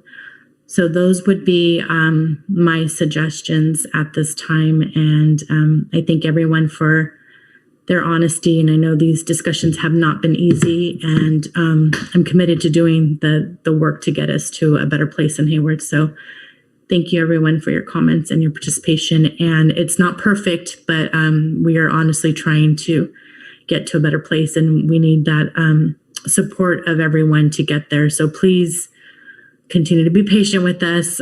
We are going to vote tonight on actually implementing action. So I hope that we can get to consensus this evening. Thank you.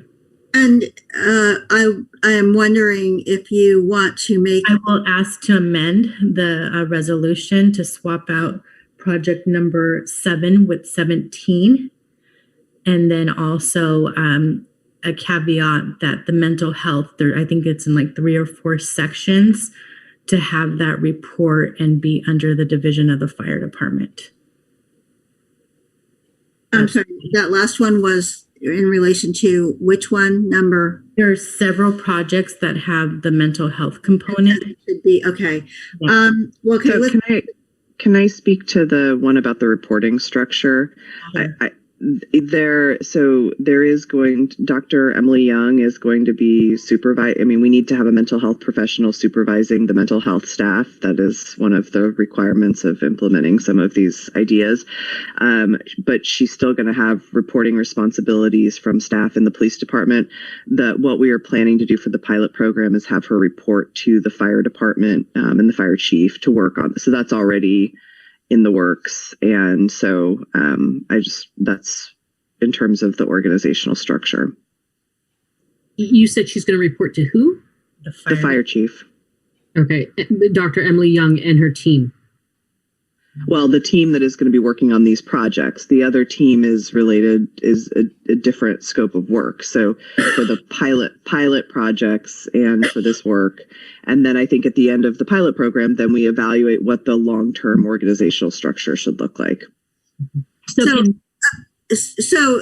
Councilmember Marquez, first of all, that aside, let's go to the original suggestion, which was to switch the places of number 7, which is the law enforcement internships, with number 17, which is the community feedback complaint liaison. That is under the category of projects recommended for midterm implementation. And you want to switch that back and make it and have it become one of the projects recommended for immediate implementation, and then do the internships in the later group. So let me ask Councilmember Salinas, are you, is that acceptable to you? It is. And Councilmember Cermeño, I believe. He seconded. Yeah. Okay. All right. So so we have that part. And then are you satisfied with the response from the city manager about the reporting relationships? Yes. Let me just look really quick on the attachment 4. Kelly, is that clearly explicitly indicated? I'm making sure. Executive. Yeah. So it's it doesn't say that, but it says fire chief with YFSB administrator. Okay, but it's on the record that those positions, Dr. Emily Young will be reporting directly to the fire chief, correct? For those 3 projects, she'll be working. Okay, that satisfies my request. And then this is going to come back to us in 6 months after the project is launched? For a check-in, yes. And then I think sort of longer term, more permanent organizational structure changes, those would be proposed for the following year budget if we're going to be shifting things around. Okay, thank you. And I would imagine there are some budgetary considerations with this swapping, but that we can work that out. I don't think we have to do it tonight. So thank you for that. And the hour being late as it is, I'll just throw away. No, this has been an interesting year. And I too appreciate everybody's comments, and especially the teams who worked on these things together and came up with this. It's a very thorough and hopeful list in a way. And I think it's something to aspire to. I want to see us get started. One of the things I've taken, well, first of all, I want to say that for the people who think nothing has been done in the last year, I want to remind everybody that we have been through, one of the worst years, most difficult, challenging years anybody can remember. And basically, the main thing many members of the community were asking a year ago when, I agree with Councilmember Marquez, in Hayward, these discussions go back further than that. And they do go back, I think, to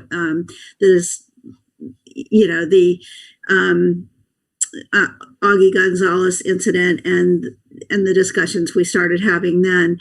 But what really was said was if we took away money from the police and we invested more in the community, that's what we should do because, that will help. And I truly believe that. And I think that implementing some of these changes, it's not about where the money goes so much. It's what you do, what you focus on. And we need to focus on the community. We need to focus on poverty. I believe it was Councilmember Hobb who talked about poverty, although I would say also there is a lot of crime at in the wealthier echelons of our society as well. So it's not just poor people who are committing crimes, but I do understand that the kinds of things that we're dealing with in these situations that we see often do come out of situations where people just don't have the resources in their communities, in their neighborhoods. And that comes from longstanding societal problems that we have. And I think as a nation, not just as a community here in Hayward, but as a nation, we are trying to come to grips with all of this right now. And it's not an easy thing to come to grips with. And it is going to cause tension. And we've heard that tonight. I'll go to, there was a line in what somewhere in that report, mutual respect is key. And I would go back to that and say that is absolutely a fundamental principle here. Let us start by respecting each other, listening to each other, and communicating with each other. And we have done that to a certain extent tonight. Not everybody was as respectful as I might have liked, but on the other hand, I think we did have a discussion and we heard each other. So I do believe that if we get started on these recommendations, which have come after a lot of discussion, and they aren't the only things that were done because our police department has made changes in the last year in how they operate and what their policies are. But I think if we go along on this path, that it will help us have a more effective policing in our community, and it will ultimately reduce the need for that policing if we really do focus on getting to the root of why the situations exist. And again, it's also very clear that mental health issues are a huge part of what we're dealing with, and a huge part of what causes those outcomes that we really wish had gone the other way. And that that's a big thing to tackle. I can assure you, just as the city manager has been working with the county health officials and other city managers in the community. So I've been working with other mayors. Also, I just had a recent meeting with the county health officials who did say that they are working on some new programs that would, first of all, create more education and more programs around mental health wellness, and then also hopefully developing more inpatient facilities, more beds for people to have a little bit longer term inpatient mental health care. Those should help, but we need to work more on that. And yes, lobby your supervisors, and then at the state level for money to fund those things. And so some of the things that I thought stood out were, more education for the community around mental health resources that are available.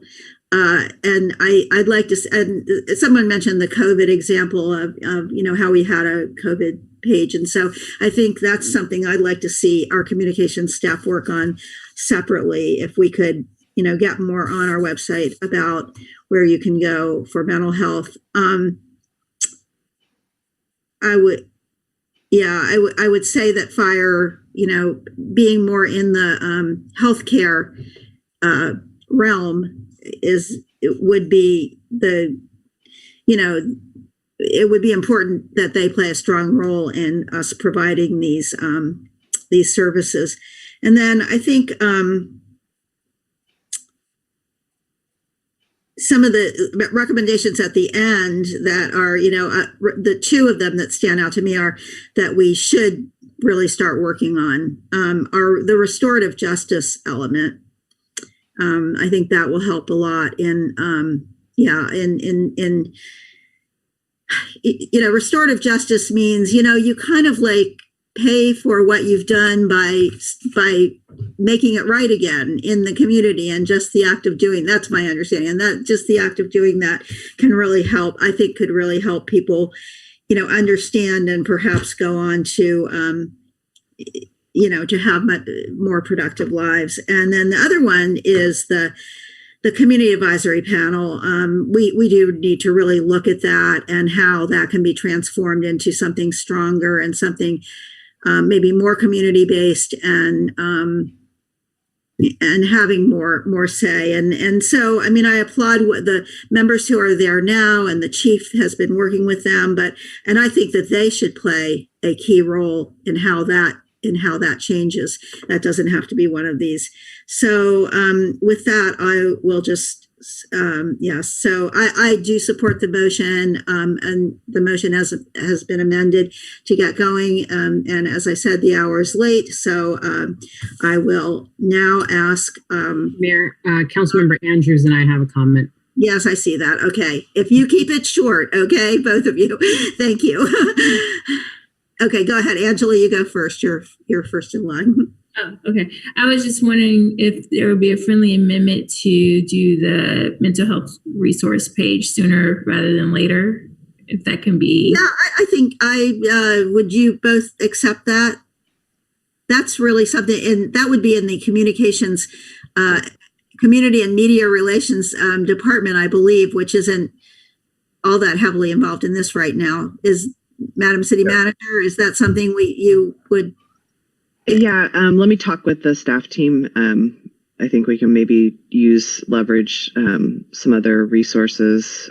We do have one of our key staff members out on parental leave, so but we'll figure out if we can make that happen sooner rather than later. Well, we'll put it on our motion, and you can try, but I mean, I don't know whether we will yet. Councilmember Salinas, is that acceptable? Yeah. And Councilmember Zermano? Okay. Thank you. And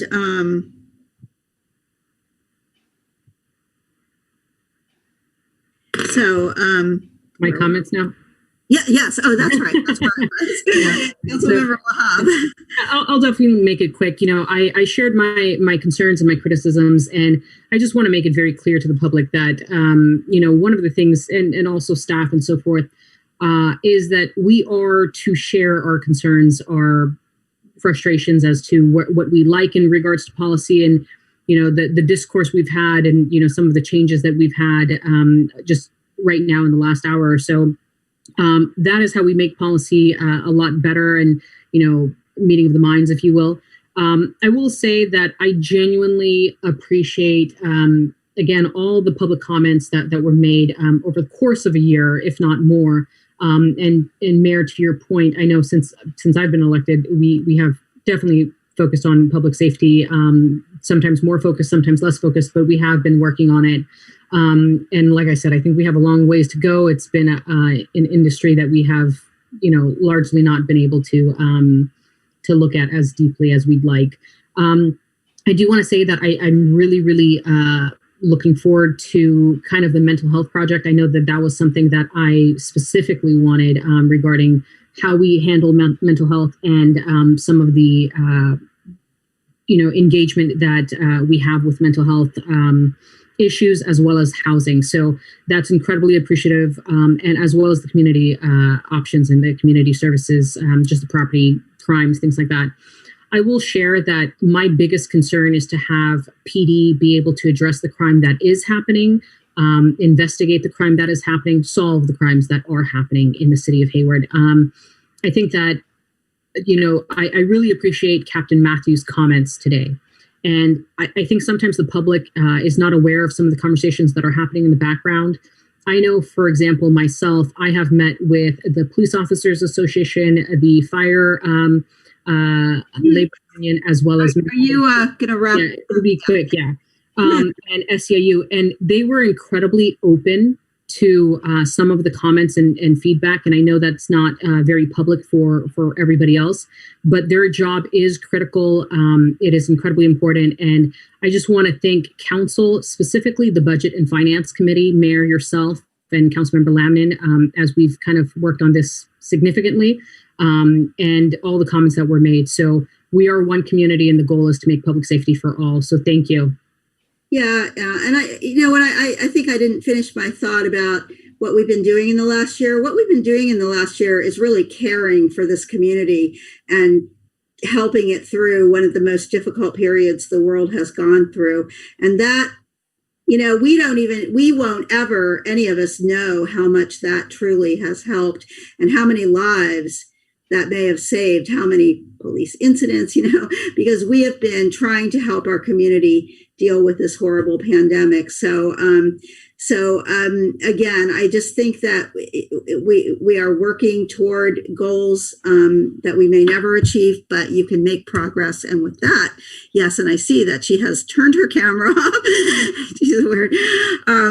Our city clerk is now going to call the roll for this vote on the motion by Councilmember Salinas, seconded by Councilmember Zermano, with the amendments that have been accepted to swap items 7 and 17, or just change their places, and to add or to move up the concept of providing more information about mental health resources to the community and the ways that we do get information out to the community, our website and our social media and all that. Does that meet what Councilmember Andrews here? Yeah. So with those two amendments, we will now have a roll call vote. Thank you, Madam Mayor. Councilmember Andrews. Aye. Councilmember Lamnin. Aye. Councilmember Marquez. Aye. Councilmember Salinas. Aye. Councilmember Wahab. Yes. Councilmember Zermano. Aye. Mayor Halliday. Yes. Great. And the motion passes with 7 aye votes. Thank you. Good work on everybody's part, including council. And it's, it's a late hour, but I do think we managed to do a good job here of sorting through all this. So thank you, everybody who participated in this, and we will move on to city manager comments. If you have any. Yes, just quickly, because one of my staff is scrolling through the website as you guys are all talking. We actually do have on our COVID community resources page a list for counseling assistance and mental health resources. So Youth and Family Services Bureau, Crisis Support Services of Alameda County, National Suicide Prevention Hotline, La Familia, Family Pass, National Alliance for Mental Health. So I will send that to the council so you have that link. And there's also a lot of other good, basically has links to education assistance, financial assistance, food resources, health resources. So it's sort of a resource page. So that will be a good starting point, and we'll see if we can make it a little more prevalent on the city's webpage somewhere. Yes, and we can all educate ourselves about these things, and then we can help others, and that's how it works. Thank you for the information. And yes, that website is there's quite a lot of information on the website, and it takes a while to get through it. So thank you. Okay, is that it for you tonight? Okay, so council members, reports, announcements. Oh, I'm not seeing any, so we're going to move right on to adjournment. And we are going to adjourn our meeting tonight,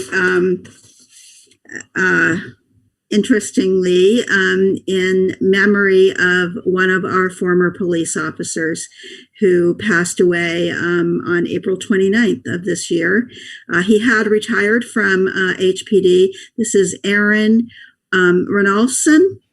And I think I didn't necessarily recognize the name when I first heard it, but when I looked at his picture, I knew right away who it was, because he was one of the, I believe, one of the original members of the bicycle, the bicycle police officers in the downtown that we've had deployed for a while, and knew everybody in that area, and was just just really well known and very helpful to everybody that he came in contact with.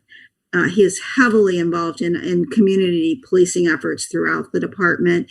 He received many awards in his career for his work as a police officer. He worked as a patrol officer and a narcotics officer as well. He was named the Chamber of Commerce Officer of the Year in 2015. I don't know if that else. I do think a couple of other people want to comment about him. Councilmember Salinas. Yeah, I just wanted to, wish my condolences to his family. Officer, Ranolfson was, he knew a lot of people. And I think when we talk about community policing, here was a guy who, he could walk up and down any street in the city. Downtown, I know downtown was was his last beat before he retired, but everybody knew him. And he could talk to people. He was a very easy person to talk to. And anyways, he was a Hayward guy all the way through and through, that guy. And, we talk about, hiring our own and growing our own. Here was a guy who understood it and who got it, and in community policing. But anyways, God bless him. And I was very saddened to hear of his passing, and he was also very young too. So. And I thank you, Madam Mayor, for adjourning this meeting in his memory. Thank you. All right, thanks. And Councilmember Marquez. Yes, thank you, Mayor. I just wanted to extend my condolences to his family, HPD family, the entire city of Hayward, community members that knew Aaron. He was a regular face throughout the city, and that's what I appreciated the most about him. When he was off the clock, you would see him at many, many different events and restaurants and just participating in activities in the city. So he will be greatly missed, and just want to pay my respects to his family. Thank you. Thanks. And Councilmember Zermano. Thank you very much, Mayor. Thank you for joining the meeting on his behalf. A very well likable man, great police officer, community all the way, and I kept insisting that he take his wife to Puerto Vallarta for a honeymoon sometime. I don't know if he ever did. If I ever met his wife, I'm going to ask her about it. He would have had a fantastic time. He was not sure if he should go, if he could go, if he would survive. I said, you will survive and you will love it. And so will your wife, she'll love you even more. So that was how we got together all the time. Thank you. Okay, and then I will ask staff, of course, to work with his family and probably our police department as well to plant a tree somewhere in Hayward. I think in the downtown would be very appropriate in his that's dedicated to him. So with that, in honor and memory of former Hayward police officer Aaron Norman Ranolfson, this meeting is adjourned. Thank you all, and we will see you next week. Thank you. Good night. Night. The recording has stopped.